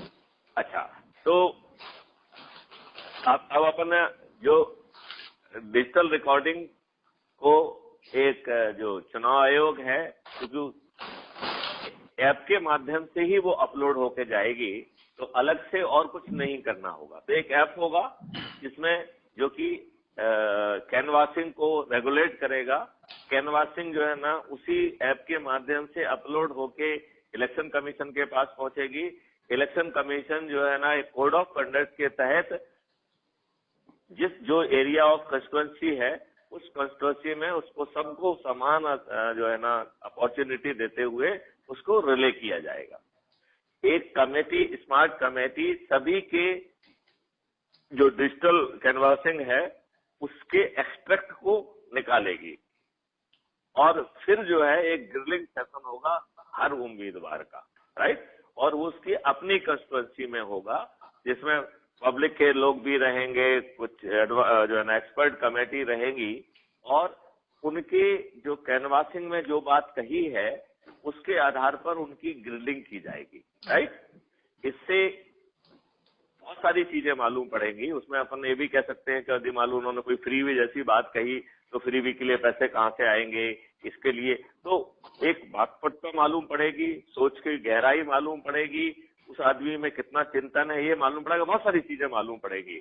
और वो जो है वो क्रिटिकल जब उसकी ग्रिलिंग सेशन होगा, उस ग्रिलिंग सेशन में वो कैसे जवाब दे रहा है, उस जवाब से और पब्लिक जो पूछेगी उसके जवाब से एक इन्फॉर्म्ड ओपिनियन बनाने का पब्लिक को मौका मिलेगा, राइट। इसके साथ में ही यदि वो पहले एमएलए एमपी वगैरह रहे हैं तो उनका पूरे समय का जो एक्सट्रैक्ट है, उन्होंने क्या बोला, क्या बताया, उसको भी पेश किया जाएगा। जब तक जो है अपराध अपने आप में अपराधी होना एक डिस्क्वालिफिकेशन नहीं हो जाती है, तब तक उसके आपराधिक रिकॉर्ड का भी डिटेल्स उसमें होगा और उस कैंडिडेट को will be confronted about his criminal record also, right. मतलब वैसे तो हमारा मानना ये है कि अपराधी को खड़ा होने का ही पात्रता नहीं होना चाहिए, तो यदि पात्रता नहीं होती है तो जो है लास्ट विल बी रिमूव। तो इस प्रकार अब ये हो गया है कैनवासिंग वाला पार्ट। बेसिकली अब एक ऐप के माध्यम से वोटिंग होगी और ऐप सबसे पहले जो है मल्टी वेरिफिकेशन करेगा। तो आधार से भी वेरिफिकेशन होगा, उसका अकाउंट से भी वेरिफिकेशन होगा, उसका जो है तो 3 या 4 जो भी इंपॉर्टेंट चीजों से वेरिफिकेशन होगा, उसके अकाउंट से 1 रुपए भी डिडक्ट होगा, जिससे कि वो वही व्यक्ति है, कोई दूसरा व्यक्ति नहीं है, राइट। क्योंकि और किसी से कोई व्यक्ति वो चीज शेयर नहीं कर सकता। तो पहला हो गया identity verification, right. Second verification app करेगा, you have to show that you are alone in the place of voting, मतलब अपने घर में ही, अपने ही कमरे में, there is no one around you, right. So you are an isolated place and you are not under influence इस बात को जो है ना सेकंड आइडेंटिटी उसमें ऐप के द्वारा एसरटेन होगी। फिर तीसरा आएगा, there will be number of test. कहीं आप किसी ड्रग के इन्फ्लुएंस में तो नहीं है, लिकर के इन्फ्लुएंस में तो नहीं है, आप जो है किसी भय में तो नहीं है। इसके लिए छोटे छोटे छोटे छोटे वेरिफिकेशन टेस्ट जो है ना क्रिएट किए जाएंगे, which will be the part of that process of verification. अब आप जो है ना जैसे ही करते हैं तो there will be a congratulatory message that you are free from this. Now you have to see or you have to make yourself familiar with your candidates, right? जो अभी कैंडिडेट्स की वीडियो कैनवासिंग और grilling की अपन ने बात कही थी, वो सब एक कंसाइज वीडियो में जो है they have to see all candidate. जब ऑल कैंडिडेट्स को वो देख लेगा तब जो है ना फिर से एक ऐप एक मैसेज देगा, now you are a informed voter, right? And then जो है ना you are eligible to vote. तो एक इन्फॉर्म्ड वोटर होने के बाद ही आप वोट कर पाएंगे, नंबर 1। यदि आपने वोट नहीं किया, जो भी आपको विंडो दी गई है वोट करने वाली, उस विंडो के दौरान यदि आपने वोट नहीं किया तो app will report that you have not done your basic जो है ना fundamental duty of voting, and then you have not voted. This fact will go in your identity everywhere, right? Now this fact that you have not voted, it will be used against if you are traveling by bus, you have to pay 10% extra fare. If you are traveling by train, you have to pay 10% extra fare. यदि आपका बच्चा school में पढ़ने जा रहा है, उसे 10% ज्यादा फीस लगेगी। तो जितने भी डायमेंशन में जहां आपकी identity is playing a role, you have to pay 10% more. That will be a daily reminder that you have not fulfilled your one of the basic duty as a citizen. By doing so, देखिए हमने कितने सारे मकसद एक साथ पूरे कर लिए। नंबर 1 हो गया। यहाँ पे एक सवाल है, इस अवधि में print media, electronic media, social media और डिजिटल मीडिया की क्या भूमिका होगी और उसको कैसे जो है चुनाव आयोग नियंत्रित करेगा? It is very very important point which you have said. बल्कि जो है इसमें और विचारण की आवश्यकता है। सब लोग आपस में सोच के जो है ना तय कर सकते हैं कि what will be the best. मुझे लगता है कि there should be a blackout. Blackout का मतलब है कि समाज जो है कैनवासिंग और उससे रिलेटेड कोई भी न्यूज जो है वो प्रसारित करना जो है ना ठीक नहीं रहेगी। वो यदि कोई चीज वो करना चाहते हैं तो that has to be publish and has to be sent, and उस न्यूज को जो है then it has to become the part of that the digital जो ग्रिलिंग के लिए होगी। तो उसमें जो है कैंडिडेट को उस एस्पेक्ट पे रिएक्ट करने का मौका दिया जाएगा। अभी तो बहुत सारी पेड न्यूज लगाई जाती हैं, बहुत सारा एक्सपेंडिचर कमिट किया जाता है और हर मीडिया किसी न किसी को फेवर करता है, किसी न किसी को वो करता है। इवन उनके जो पूरे जितने भी वो चलते हैं वो सब जो है किसी न किसी पार्टी को ध्यान में रख के उनके सब कार्यक्रम चलते हैं। तो मुझे लगता है कि इसके बारे में और चर्चा करके तय किया जा सकता है। अभी मेरी जो इमीडिएट रिएक्शन ये है कि चुनाव संबंधी कोई भी बात छापने पे का लिए जो है उनको स्वतंत्र नहीं होना चाहिए। उनको अपनी एक संग्राहक रिपोर्ट जो है ना वो छापते हैं, that report has to be submitted to the election commission and it has to be only a factual reports. उसमें और विचारण करके इस बिंदु पे आपने बहुत महत्वपूर्ण बिंदु किया है।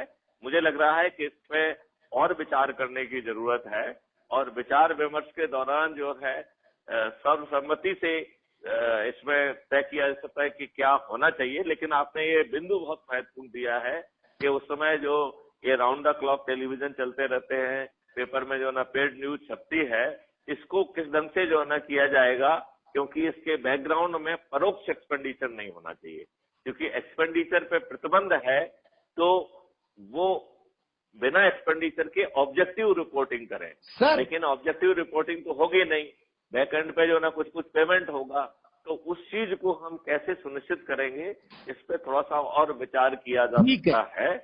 लेकिन वो जो कुछ भी कहीं छप रहा है उसका एक्सट्रैक्ट निकल के भी कैंडिडेट के जो है ना उसमें कन्फ्रंटर में आना चाहिए। एक बात जो है ग्रिलिंग वाला पार्ट कंप्लीट हो गया है, then there will be blackout on any जो है ना news be publish, there will be just blackout. Sir आखिरी सवाल, आप ये बताएं कि इस बारे में आपने देश के प्रमुख राजनीतिक दलों और चुनाव आयोग से कोई पत्राचार किया है? मुझे लग रहा है कि आज के दिन कोई पत्राचार करने का मतलब है उसे कचरे में फेंकना है। मेरा ये बार बार मानना है कि पहले वो संबल क्रिएट करो, फिर जो है ना लोग बाग आपको सीरियसली लेंगे, आपसे जो है ना विचार विमर्श भी करेंगे। अदरवाइज तो हर कोई अपने अपने बेट और अपने अपने उसके हिसाब से बात करेगा। ठीक है, धन्यवाद। जी जी जी जी सिराज भाई, आपको पूरे जो है खर्च विहीन चुनाव के बारे में सुन के आपकी क्या प्रतिक्रिया है, ये क्वेश्चन मैं आपसे पूछना चाहता हूँ। नमस्कार दोस्तों, आज हम फिर हाजिर हैं आपके सामने पूर्व डीजीपी मैथिली शरण गुप्ता साहब के साथ। वो यूं तो सारे मुद्दों पर खुलकर चर्चा करते हैं। पिछले एपिसोड में हमने 10 मुद्दे चिन्हित किए थे जिस पर शरण साहब से बात करना था।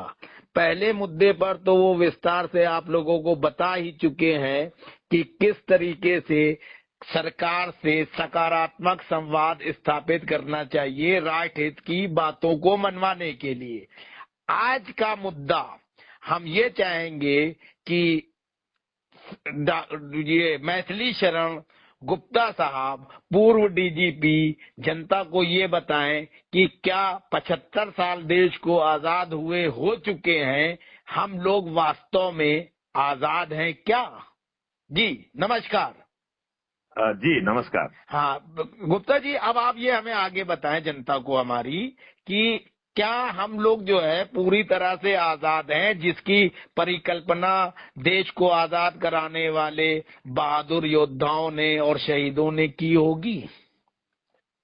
आपने बहुत ही मजबूत और महत्वपूर्ण मुद्दा उठाया है जी जो कि कहीं ना कहीं न्यू को दर्शाता है। जी यदि हम न्यू के पत्थर की बात नहीं करेंगे, फाउंडेशन की बात नहीं करेंगे और इमारत की बात करेंगे तो उसके ऊपर बनाई हुई इमारत हमेशा कमजोर रहेगी और उसकी सही दिशा नहीं रहेगी। बिल्कुल सही है। तो हमें एक चीज समझना पड़ेगी कि हम किन परिस्थितियों में आजाद हुए और आजादी के लिए कौन जिम्मेवार है।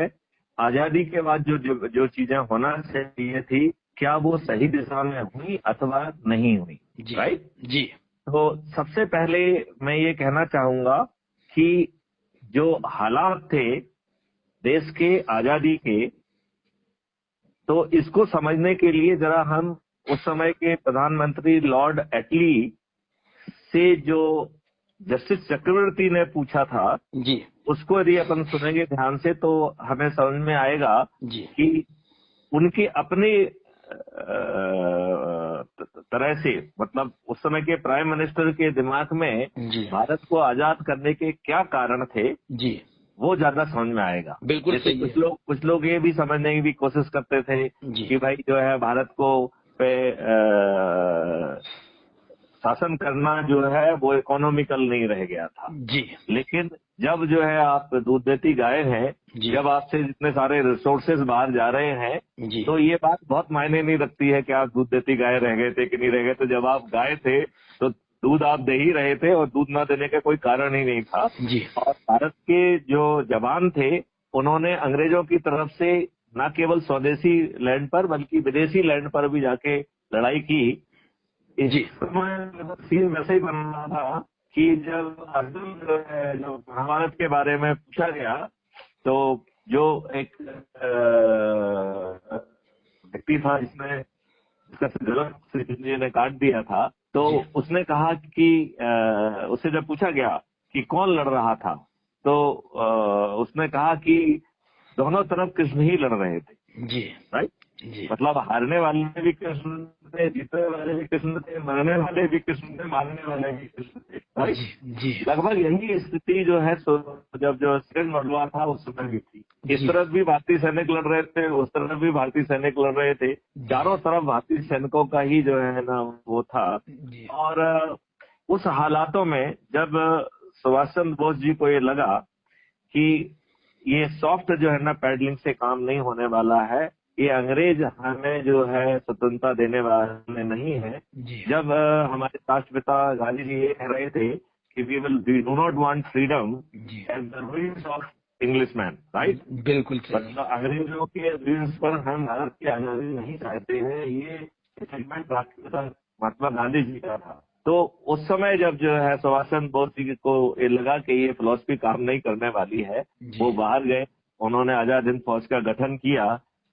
जैसा आप सभी को विदित है कि 11 देशों ने स्वतंत्र भारत के रूप में भारत को मान्यता प्रदान की थी, यह रिकॉर्ड पर उपलब्ध है राइट।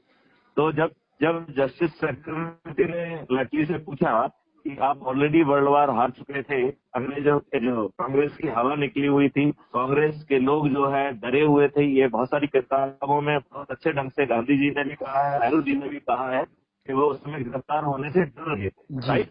तो जब वो गिरफ्तार होने से डर रहे थे, कोई सकारात्मक उनकी तरफ से 39 के बाद कार्रवाई नहीं हुई और 42 जो है ना क्विट इंडिया मूवमेंट भी दिखावा जैसा ही था, जो थोड़े से बहाना चौरा चौरी कांड का लेके उसे बंद कर दिया गया। तो कुल मिला के दिखाने वाली कार्रवाइयां ही ज्यादा थी और कोई सॉलिड जो है ना चुनौती अंग्रेजों को नहीं थी।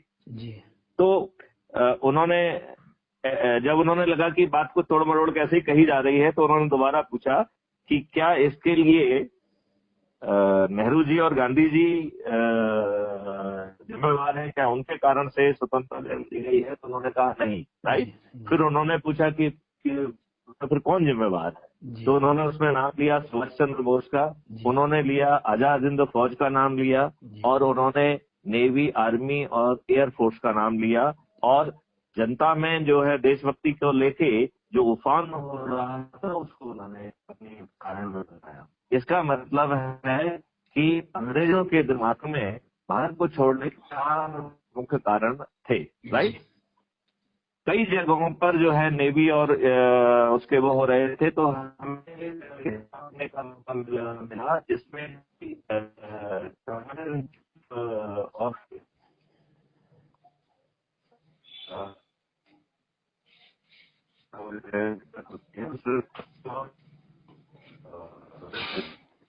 अमूल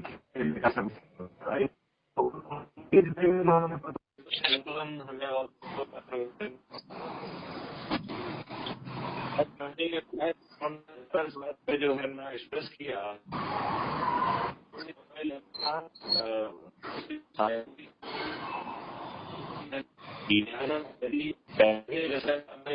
भगत सिंह को ऐसी गलती आप जो है कदापि ना करें। यदि आपने ऐसा किया तो हमको भागने का रास्ता नहीं मिलेगा। और यही बात जो है मिलिट्री कही, यही कारण है कि अंग्रेज जो कि छोटी बात पर ही फांसी में चढ़ा देते थे किसी को भी, उन्होंने आजाद हिंद फौज से ट्रायल विड्रॉ कर लिया। अब ये बहुत बड़ा जो है ना इसका कारण है। और commander in chief mister Claude ने यहाँ तक गए वो कि उन्होंने एक एग्जिट प्लान बनाया। जो एग्जिट प्लान इस बात को दर्शाता है कि वो इतने डरे हुए थे कि अति आपातकाल स्थिति में जो भी अंग्रेज हैं उन अंग्रेजों को बचा के वो कैसे ब्रिटेन ले जाएंगे, ये मानसिक स्थिति थी अंग्रेजों की। अब उस समय हमारी मानसिक क्या स्थिति थी? हमारे परम पिता जो है ना राष्ट्रपिता गांधी जी और परम पूजनीय चाचा नेहरू जी, वो उस समय अंग्रेजों की हर बात मान रहे थे। अंग्रेजों ने जो है जब जो है जिन्ना ने जिद की और 2 राज्य राष्ट्र बनाने की स्थिति बनी, तो एक वकील आया वहां से जिसका नाम था रेड क्लब, उसने टोपो सीट पे जहां लाइन खींची उससे में 2 देश का डिवीजन हो गया, राइट। तो उसके हालात बहुत खराब हालात थे, उसको खींचेंगे तो जो ना वार्तालाप आगे चली जाएगी, इसलिए उसको नहीं खींचते हैं। अपन लौट के आते हैं मूल विषय पे कि क्या हम सही मायने में आजाद हुए। तो हमने जो संविधान बनाया उसमें देश विदेश से कुछ कुछ प्रोविजन लिए, लेकिन उसमें जो मूल वर्किंग क्लॉज है वो गवर्नमेंट ऑफ इंडिया एक्ट 1935 से लिए गए, राइट। उसमें बहुत ही उसमें एक चीज कहना मैं आवश्यक समझूंगा इस समय कि एक बात समझना चाहिए कि इतना आपकी जिद पे और जिन लोगों ने जितना साथ दिया उनमें से 80-90% जो है वो उन्हें भारत में रहने दिया गया, राइट। न केवल उन्हें भारत में दिया गया बल्कि उन्हें मंत्री पद से नवाजा गया, उन्हें गवर्नर बनाया गया, यहाँ तक कि संविधान समिति जो है कॉन्स्टिट्यूएंट असेंबली जिससे कि हमारा संविधान जो है बनाया है, जिसके कि डॉक्टर साहब थे, उस समिति में भी लोगों को जगह दे दी गई। यही कारण है कि हमारे संविधान में बहुत सारे इनकंसिस्टेंट प्रोविजन जो है ना वहां पे आ गए, क्योंकि इन लोगों ने साजिश करके मूल भावना के विरुद्ध उन प्रावधानों को इंगित करने में सफलता प्राप्त की। अब देखिए इसका एक थोड़ा सा नजीर मैं देता हूं जो कि कश्मीर से देना आवश्यक मैं समझता हूं। जब जो है 1940 में पाकिस्तान की फौजियों ने कश्मीर में अटैक किया तो हरी सिंह ने जो है बाकायदा सिग्नेचर करके फॉर्मल एक्सेशन सर्टिफिकेट और एक्सेशन ट्रीटी हमारे साथ की, जो हूबहू वही थी जो कि बाकी के साथ थी, राइट। फिर जो है ऐसी क्या व्यवस्था थी कि नेहरू जी ने विदेश जाते वक्त सरदार पटेल जी को ये जिम्मेवारी सौंपी कि ये हम आपको जिम्मेवारी देते हैं कि आप आर्टिकल 370 को डालिए। आर्टिकल 370 को लेके कॉन्स्टिट्यूएंट असेंबली में बहुत विरोध हुआ, यहाँ तक कि डॉक्टर अंबेडकर जो है वो वॉकआउट कर गए। उन्होंने कहा इस तरीके का प्रावधान संविधान में नहीं होना चाहिए। अब जो है नेहरू जी ने सरदार पटेल की व्यक्तिगत छवि का उपयोग करते हुए उनको कहा कि नहीं आपको ये करना है। और जब सरदार पटेल जी ने बहुत ही जो है ना जोर से इस बात को कहा कि नहीं ये बहुत ही तरह से अस्थायी क्लॉज है, तब ये सब चीज उस आर्टिकल में लिखने के बाद ही उसे स्थान मिल पाया कि अस्थायी क्लॉज से हटा दिया जाएगा, राइट। अब जो है इतना तो चलो अपन को समझ में आता है। इसके बाद जो है आर्टिकल 35A बनाया गया और ये आर्टिकल 35A बनाया गया मई 1954 में। आपको ये याद दिलाना चाहता हूं मैं कि 26 नवंबर 1949 में हमारा संविधान बन के तैयार हो गया था और 26 जनवरी 1950 में वो विधिवत रूप से जो है ना लागू हुआ, जिसे हम गणतंत्र दिवस के नाम से मनाते हैं। Am I right? जी जी जी सही है, ठीक है ना।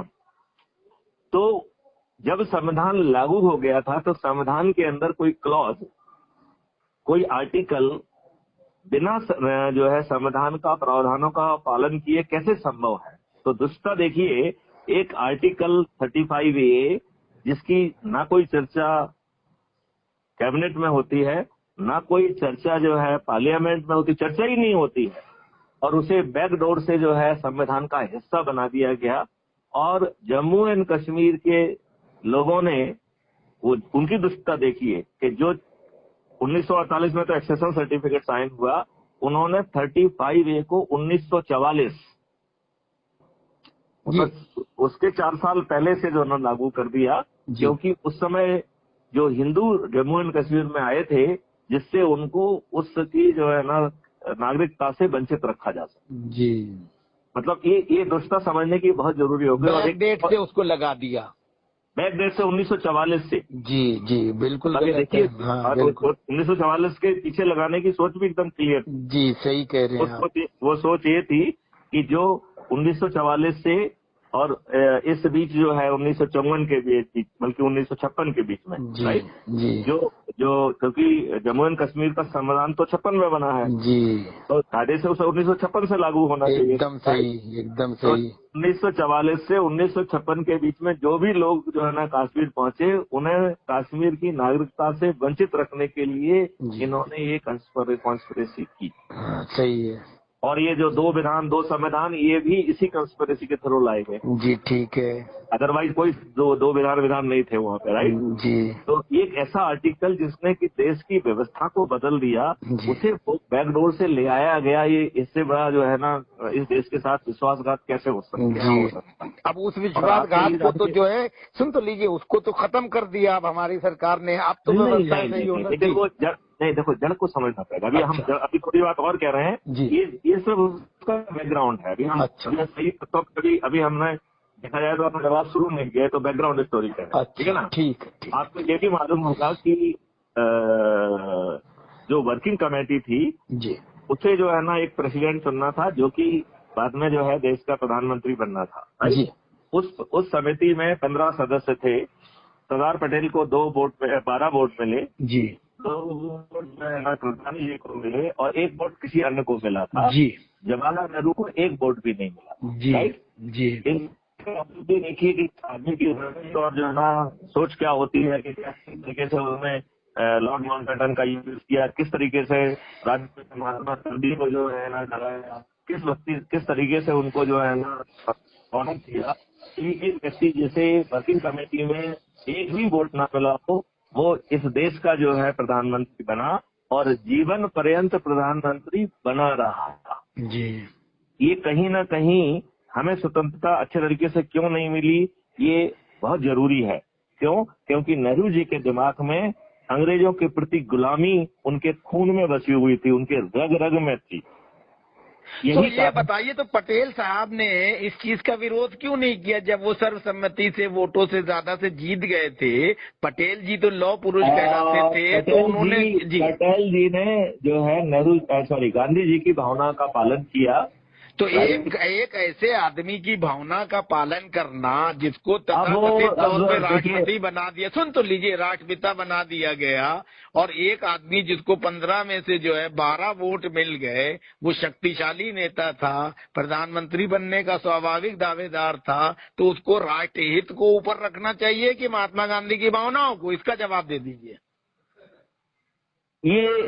ये अब हमें इसके ज्यादा जवाब में नहीं जाना चाहिए। ये हमारे राष्ट्रपिता के खुद के चरित्र को कहीं ना कहीं उजागर करता है। राष्ट्रपिता के चरित्र सुन लीजिए, फिर यही गलत होता है। आप मेरे सवाल का जवाब आप देते नहीं है। आप ये थोड़ी कि आप प्रवचन करेंगे भाई साहब और हम सुनते रहे। मैं सवाल तो करूंगा, पत्रकार हूँ ना। आप बिल्कुल मेरे सवाल का जवाब ये है कि आप जो है महात्मा गांधी की भावनाओं का कदर करना ज्यादा सही है एक राष्ट्रभक्त आदमी के लिए, कि देश की जनता और राष्ट्र के प्रति ज्यादा वफादार होना? इसका जवाब दे दीजिए।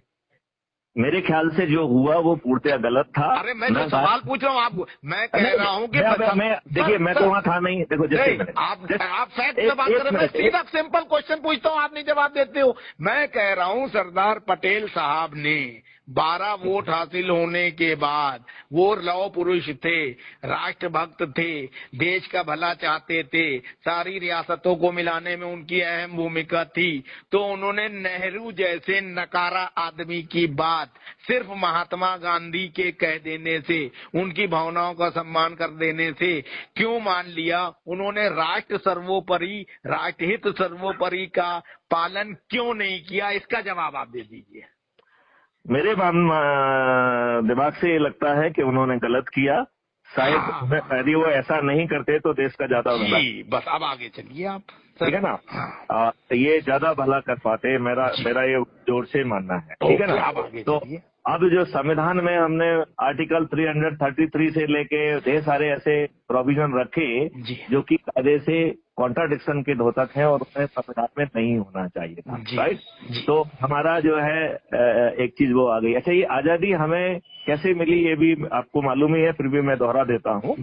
ये आजादी हमें मिली है, 17 जुलाई को एक एक्ट पारित हुआ था, Indian act of independence, British parliament में, जिसके तहत जो है 18 जुलाई 1947 को उसे क्वीन ने जो है अपनी एसेंट दी थी, और उसी के तहत 15 अगस्त 1947 को so called transfer of power हुआ। जी तो आजादी नहीं हुई, एक ट्रांसफर ऑफ पावर हुआ। जी और हमने कम से कम पाकिस्तान ने एक बुद्धिमानी तो की, उन्होंने अपना गवर्नर जनरल जो है वो लॉर्ड माउंटबेटन जो है अंग्रेज को नहीं बनाया, कम से कम इतना समझदार तो था। जी और हमारे जो है नेहरू जी ने जी लॉर्ड माउंटबेटन को गवर्नर जनरल ऑफ इंडिया बनाया और commander in chief arm force में अंग्रेज ही बना रहा। जी हर चीज का अनुमोदन जो है लॉर्ड माउंटबेटन के माध्यम से लिया गया। जी और लॉर्ड माउंटबेटन ने क्या क्या कहा, ये आप एक बहुत बड़ा चर्चा का विषय है।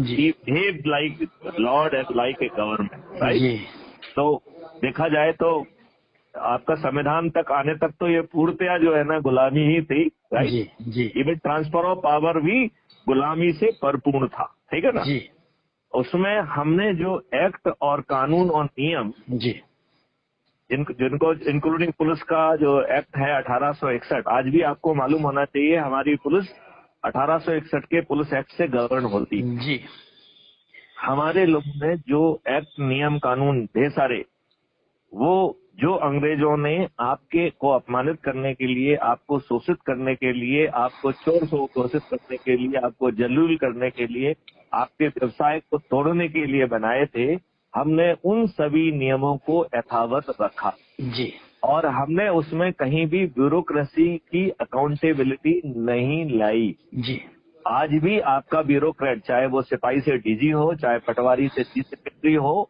वो लॉर्ड है, उसकी कोई गलती नहीं है। जी आज आप ये देखिए, एक पटवारी जो है गलत नामांकन वो करता नापता है, जी परिवारों में झगड़ा होता है, परिवारों में जो है ना मर्डर हो जाते हैं, जी आप न्याय के लिए भीख मांगते रहते हैं और 25 साल लग जाते हैं, जी। और यदि उसका जो नाप है वो गलत भी पाई जाती है जी। तो उसकी सेहत में कोई फर्क नहीं। सही बात है, सही कह रहे हैं। तो हमारी अकाउंटेबिलिटी कहाँ है, जी ठीक है ना।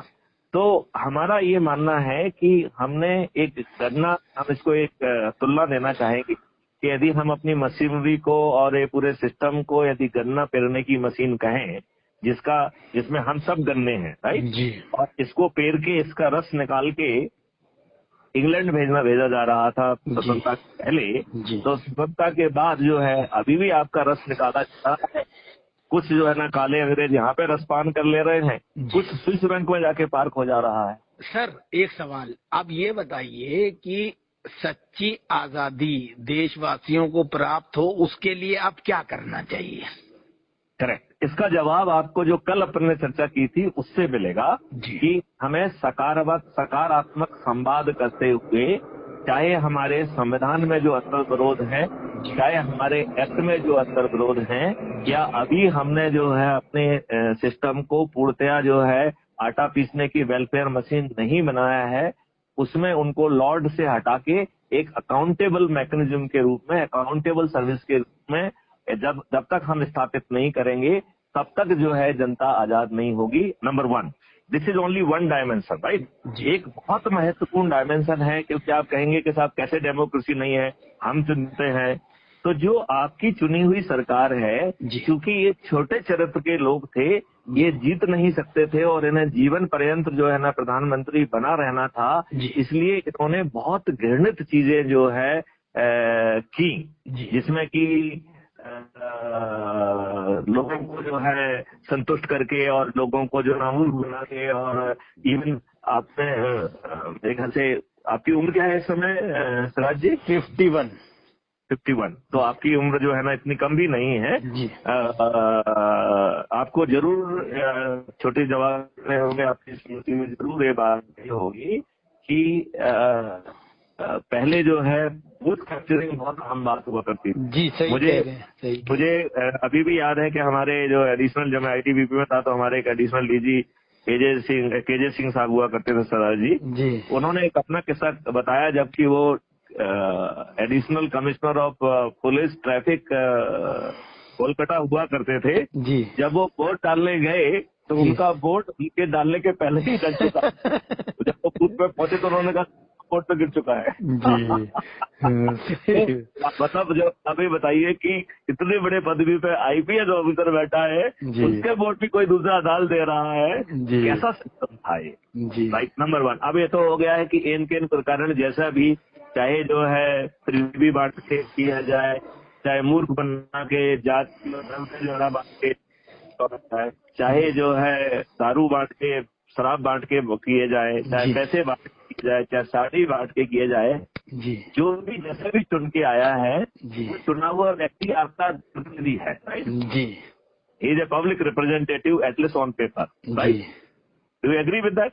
बिल्कुल बिल्कुल सही कह रहे हैं। अब एक दूसरा, अब इसमें दूसरी दुष्टता देखिए कि जो 2019 में पार्लियामेंट गठित हुआ है, उसमें 42% मेंबर ऑफ पार्लियामेंट का उनके अपने एडमिशन में, जो इन लोगों को एक एडमिशन एक सबमिट करना पड़ता जी, है जी, जी। इलेक्शन, उसके हिसाब से 42% लोगों का आपराधिक रिकॉर्ड है, ठीक है जी। ना? जी। और 29% लोगों के खिलाफ बहुत ही जघन्य अपराध है,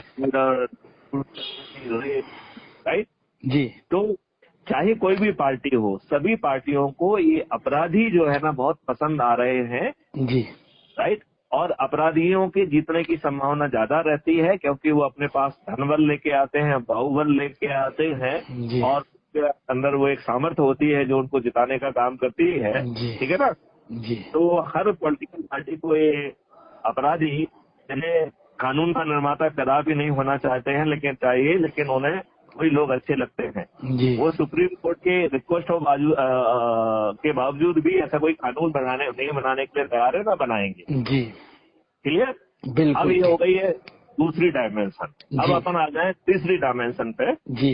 वो डायमेंशन है कि क्या ये आपके प्रतिनिधि, चाहे वो कैसे ही चुने गए हो, चाहे वो कैसे ही क्यों ना हो, चाहे वो रेपिस्ट, जी। किडनैपिंग और जो डकैत और जो व्हाटएवर, राइट? जी। जी। वो कुछ भी क्यों ना हो, जी। वो क्या आपको रिप्रेजेंट कर रहे हैं, क्या वो आपकी बात कह रहे हैं? जी। तो आपका क्या मानना है, क्या क्या क्या वो नहीं आपकी कर बात रहे, कह रहे हैं? नहीं कह रहे।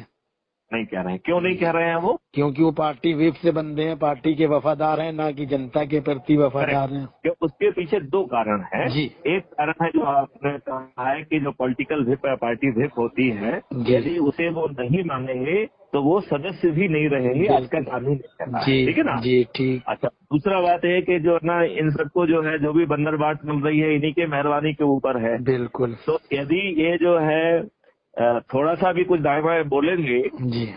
अपनी जनता के बारे में, अपनी भावनाओं के बारे में, अपने दिल की बात कहने की कोशिश करेंगे, जी। तो इन्हें जो है ना डिसिप्लिन के नाम से पार्टी के प्रथम सदस्यता से जो है ना बाहर कर दिया जाएगा। जी। और जो थोड़ा बहुत भी उनको मिल रहा है बेचारों को, जी। उससे भी वो वंचित हो जाएंगे। एकदम सही तो है। हम और आप सभी स्वार्थी हैं, जी। कोई वंचित नहीं रहना चाहता है। जी। तो हर कोई अपने उसमें जो है ना वो कर रहा है। छोड़िए जनप्रतिनिधि तो छोड़िए, आप ये बताइए जो इंटेलेक्चुअल्स बैठे हुए हैं, जो मीडिया रिप्रेजेंटेटिव बैठे हुए हैं, वो आप क्लियर कट आप उनके व्यवहार से देख सकते हैं, वो किसी न किसी पक्ष से बंधे हुए हैं। जी। बड़ी वफादारी से वो पक्ष निभाने की कोशिश करते हैं। जी। नेशनलिस्ट का जो है पट्टा बांध के डिबेट में सम्मिलित होने वालों की संख्या मुझे दिन प्रतिदिन कम होती हुई दिख रही है। एकदम सही है। कि नहीं? सही कह रहे हैं आप। तो अब अपन इस बात को समझने की कोशिश करें कि इसका मतलब ये है जी। कि आप जो है अपनी बात ही नहीं रख पा रहे हैं, तो आप जनता के प्रतिनिधि होते हुए भी जनता की बात तो रख नहीं पा रहे हैं। फिर शासन किसका है? तो बिल्कुल शासन सही। पार्टी का है। एकदम सही। तो क्या जो है शासन का पार्टी का जो है होना चाहिए? डेमोक्रेसी में तो पार्टी का शासन नहीं होता है, नहीं। पब्लिक रिप्रेजेंटेटिव का शासन होना चाहिए। एकदम तो सही। इसलिए हम कह रहे हैं कि ना प्रजातंत्र है, जी। और ना ही जो है ना आपका पूरा संस्थागत व्यवस्था भी उसके फेवर में है। जी। इस बात से आप कुछ सहमत हो रहे हैं क्या? एकदम एकदम, यहाँ तक तो मैं सहमत हूँ। बिल्कुल सही कह रहे हैं आप। अच्छा, अब जो है अपन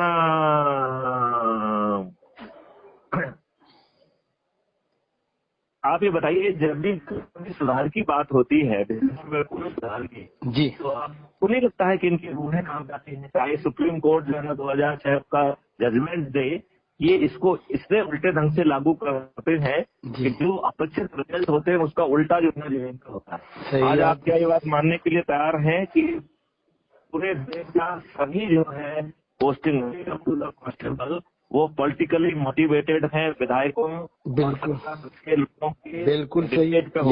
यही हो रहा है, यही चल रहा है। अच्छा, अब आप ये मानने के लिए तैयार हैं कि जो भी पोस्टिंग करा रहे हैं वो पोस्टिंग कराने के लिए पैसे ले रहे हैं 110%। आपको पद पे बने रहने के लिए भी पैसे ले रहे हैं, एकदम। और जो आप उनके काम करेंगे वो तो ब्याज में। हाँ एकदम सही है, यही है स्थिति।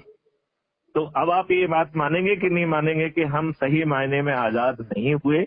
बिल्कुल नहीं हुए। पहले हम गोरे अंग्रेजों के गुलाम थे, अब हम इन काले अंग्रेजों के गुलाम हैं। जी इन्होंने पार्टी को इतना बड़ा कर दिया है कि जी। पार्टी के सामने जनप्रतिनिधि बौने हो गए हैं, जी बिल्कुल उनकी सही है। औकात खत्म हो गई है।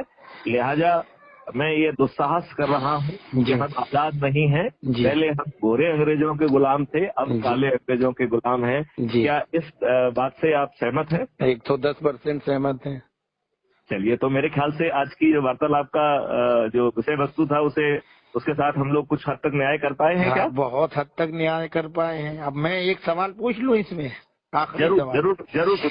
अब हमें जो है वास्तविक आजादी प्राप्त हो तो आप जैसे लोगों को, हम जैसे लोगों को और युवाओं को, नागरिकों को क्या करना चाहिए कि हम वास्तव में आजाद कहला सकें, आजादी महसूस कर सकें और आजादी से जीवन जी सकें? पहले मैं उल्टा जवाब दूं इसका? जी दे दीजिए। उल्टा जवाब ज्यादा जरूरी है, दे दीजिए। एक्चुअली मैं उल्टा जवाब में ही उसका सही जवाब छिपा हुआ है। ठीक है, तो मैं पहले उल्टा जवाब देता हूँ। ठीक है। उल्टा जवाब ये है कि हम सभी लोग जो है बहुत स्वार्थी हो गए हैं जी।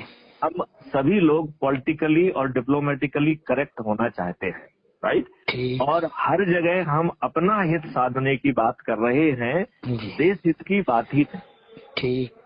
तो हम जो है क्या कहेंगे तो हमारा कोई एक्सटेंशन मिल जाएगा, हमें अच्छी पोस्टिंग मिल अच्छा, जाएगी। आप ये बताइए, आप देश हित में सोच रहे हैं कि राष्ट्र हित में? राष्ट्र हित में। और मैं क्या कर रहा हूँ, राष्ट्र हित में सोच रहा हूँ कि देश हित में? आप भी राष्ट्र हित में सोच रहे हैं, तभी क्योंकि हमने आपसे कोई पैसा तो लिया नहीं है इंटरव्यू करने का, जो मीडिया में लोग करते हैं। आपने खुद ही जवाब दे। नहीं, मैं क्या कह रहा हूँ, तो जब हम और आप एक ही पेज में हैं, हम और आप एक ही चीज सोच रहे हैं, तो हम आप दोनों लोग मिलके इन जो स्वार्थी हैं, वास्तव में जो स्वार्थी हैं, राष्ट्र विरोधी हैं, इनको सुधारने के अभियान में क्यों नहीं हाथ मिला के चल सकते हैं और आगे बढ़ सकते हैं? 200% हाथ मिलाने के और उसके लिए कष्ट भी सहने के लिए तैयार हैं। कष्ट कौन देगा? सांझ को आज नहीं, हम आप जैसे को कोई माइका लाल कष्ट दे ही नहीं सकता। ठीक बात है, आप बिल्कुल सही। जब आप सुभाष चंद्र बोस को मानने वाले हैं तो आप तो लोगों को कष्ट देंगे, आपको कौन देगा? बोले आप तो आजाद हिंद फौज बताएंगे। नहीं, मैं तो बिल्कुल उसी विचारधारा में विश्वास रखता हूँ। अब आप देखिए, इसका जवाब जो है आपने दे दिया है जी कि इसके लिए हमें आजाद हिंद फौज बनाना पड़ेगा। बिल्कुल बिल्कुल। ये फौज जो है जी सुभाष चंद्र जी की फौज से भिन्न होगी। जी राइट जी। ये फौज विचारों वाली फौज होगी जी। और ये फौज जो है अपने प्रभाव क्षेत्र के सकारात्मक लोगों को अपने से जोड़ने की काम करेगी। और जो अपन कल बात कही थी उसको थोड़ा सा दोहराना पड़ेगा जी, कि सबसे पहले आपको अपने आप को एलिजिबल बनाना पड़ेगा कि do you represent public at large और नॉट। जी। नहीं तो आप भी किसी पक्ष को रिप्रेजेंट करने लग जाएंगे, कोई आपको जो है ना ड्राइव कर देगा, आप भी किसी का जो है ना ढपली बजाने लग जाएंगे। That is the end of the story जी। तो वो उससे तो आपको पहले एलिजिबल अपने आप को करना पड़ेगा। जो एलिजिबिलिटी आज के आपके जनप्रतिनिधियों ने खो दी है कि आप उनकी आवाज हैं और आपकी प्राथमिकताएं वही हैं जो कि आम जनता की जन भावना से, वो तो बेचारे अपनी बात कह नहीं पा रहे हैं जी। और उनकी स्थिति इतनी खराब हो गई है कि वो छोटी चीजों से ही खुश हो लेते हैं। यदि आपकी इनकम टैक्स की स्लैब कम हो गई है तो वो खुश हो गए, आपने जो है ना पेट्रोल की यदि 10 रुपए कम कर दिए तो बहुत खुश हो गए, आपके गाने गाने लग जाएंगे। आपने किसी में सब्सिडी दे दी तो खुश हो गए। तो छोटे मोटे जो आपने फ्री भी दे दी कि बिजली फ्री दे दी, ये दे दी, इसी में ही वो अपनी खुशी खोजने लगे हैं। जो मूल तत्व है उसकी तरफ उनकी विचारण की शक्ति खत्म हो गई है। ठीक, बिल्कुल सही। मतलब वो उनकी तरफ उनकी सोच ही नहीं जाती है। जी और जिन लोगों का ये काम होना चाहिए, हम लोग जो है दुष्टता के साथ किसी पक्ष को रिप्रेजेंट करते हैं, जी अपने आप को इंटेलेक्चुअल कहते हैं। हम नहीं कह रहे हैं कि वो बहुत सारे इंटेलेक्चुअल्स होंगे, उन्होंने ढेर सारी किताबें पढ़ी होंगी, लेकिन सोच और समझ तो गद्दारों की है। एकदम सही। तो वो विद्वान हो सकते हैं, बुद्धिमान नहीं। हाँ सही वो है। वो जो है देशभक्त नहीं है, राष्ट्रभक्त नहीं है। जी वो देशभक्त और राष्ट्रभक्त बिल्कुल नहीं है। वो अपने हितों को खोज रहे हैं और वो इस जुगाड़ में लगे रहते हैं कि उन्हें पद्मश्री और पद्म विभूषण कैसे मिले, अच्छा, उन्हें कहीं ये का बताइए कि पद्मश्री मिल आप जाए। ये वर्तमान समय में सुभाष चंद्र बोस जी की तरह एक अलग परिप्रेक्ष्य में आप जो फौज गठित करना चाहते हैं या उसको जो है बनाना चाहते हैं, उसमें अभी तक आपको कितने लोगों का सहयोग प्राप्त हो गया? मुझे बहुत एनर्जी महसूस हो रही है। हमने जो अपनी ओरिजिनल, आपको जान के ताज्जुब होगा कि हमने सभी प्रदेशों में 4-4 कमेटियां गठित की हुई हैं, जी जिसमें आईएएस हैं, आईपीएस हैं, रेलवे सर्विस के हैं, रेवेन्यू सर्विस के लोग हैं, टेलीकॉम सर्विस के लोग हैं, और जनप्रतिनिधि हैं, समाज के लोग हैं, पत्रकार हैं। जी लेकिन मुझे लग रहा है कि एनर्जी जो होना चाहिए वो नहीं है। शायद हम कहीं इस बात में फेल कर रहे हैं। लिहाजा अब हमने आम लोगों से कहा है कि भाई आप जो है ना अपने प्रभाव के क्षेत्र में जाइए, लोगों को खड़ा करिए, उनसे संवाद करिए और उनसे crime free Bharat YouTube channel को सब्सक्राइब करने के लिए कहिए। जब आप कहेंगे मैं भी उनके बीच में उपस्थित होकर 1 to 1 बात करूंगा, क्योंकि मैंने अपने लिए एक वो रखा है, एक बेंचमार्क कि हम सरकार से संवाद तभी करेंगे, सरकार से मांग तभी करेंगे जब crime free Bharat YouTube channel का सब्सक्रिप्शन 1 करोड़ के ऊपर पहुंचेगा। तब तक मैं जो है अपने आप को थोड़ा सा कम एलिजिबल मान रहा हूँ, क्योंकि जब मैं कहूँ तो देश के हर कोने और हर गली में थाली बजना चाहिए और दीपक जलना चाहिए। यदि हम ऐसा कर पाए तो हम जो है बिना किसी अहिंसा के इन्हीं लोगों से वो सब करा पाएंगे जो कि एक आजादी, सही रूप में आजादी की जरूरत है। क्योंकि अब हमें आजादी के लिए गोरे अंग्रेजों वाली आजादी की जरूरत नहीं है। अब तो हमारे काले अंग्रेजों की से आजादी चाहिए। तो वो तो हमारे अपने लोग हैं और उनकी जान जो है हमारे वोट में है। यदि हम इन 2 चीजों को समझ लेंगे तो हमें आजादी बहुत आसानी से मिलेगी और ये 2021 से 2024 के बीच में मिलेगी। जी अच्छा, और यदि 2021 से 2024 के बीच में नहीं मिलेगी तो ये दुर्भाग्य होगा, नंबर 1। नंबर 2, जो इस आजादी को ना देने के लिए जिम्मेवार होंगे उन्हें ये देश कभी माफ नहीं करेगा। वो जो है सत्ता से दुरुपयोग हो जाएगा। अच्छा, हम ये कह रहे हैं कि आप अपने इस अभियान में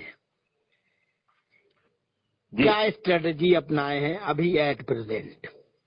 मेरी स्ट्रेटजी यही है कि मैं जिनसे मेरा संपर्क है, मेरा कम से कम जो है ना 50,000 लोगों से 1 to 1 संपर्क है इस समय, ठीक है ना जी। अब वो 50,000 में से 5,000 लोगों ने ही जो है यूट्यूब चैनल को सब्सक्राइब किया। तो सबसे पहले तो मेरा अभियान ये है कि जो हमसे 1 to 1 संपर्क में है, कम से कम वो लोग तो जो है सब्सक्राइब करते हैं। नंबर 2, हमारी दूसरी स्ट्रेटेजी है कि वो अपने अपने प्रभाव क्षेत्र में जाएं, चाहे उनका प्रभाव क्षेत्र कितना ही छोटा क्यों ना हो। यदि किसी का प्रभाव क्षेत्र उसकी पिपली तक सीमित है, उत्तरों तक सीमित है, तो उतना ही भी काफी है। क्योंकि बूंद बूंद से घड़ा भरता है। यदि हर कोई अपने प्रभाव क्षेत्र के लोगों को जो ना प्रभावित करके और उसे उसी दिन जो है crime free Bharat YouTube channel को यदि सब्सक्राइब कराता है, तो कोई कारण नहीं है कि जो हमने एक बेंचमार्क, एक तत्वता रखा है, उसे हम हासिल ना कर पाए। यदि 1 महीने में नहीं होगा तो 2-3 महीने में तो निश्चित रूप से। अच्छा,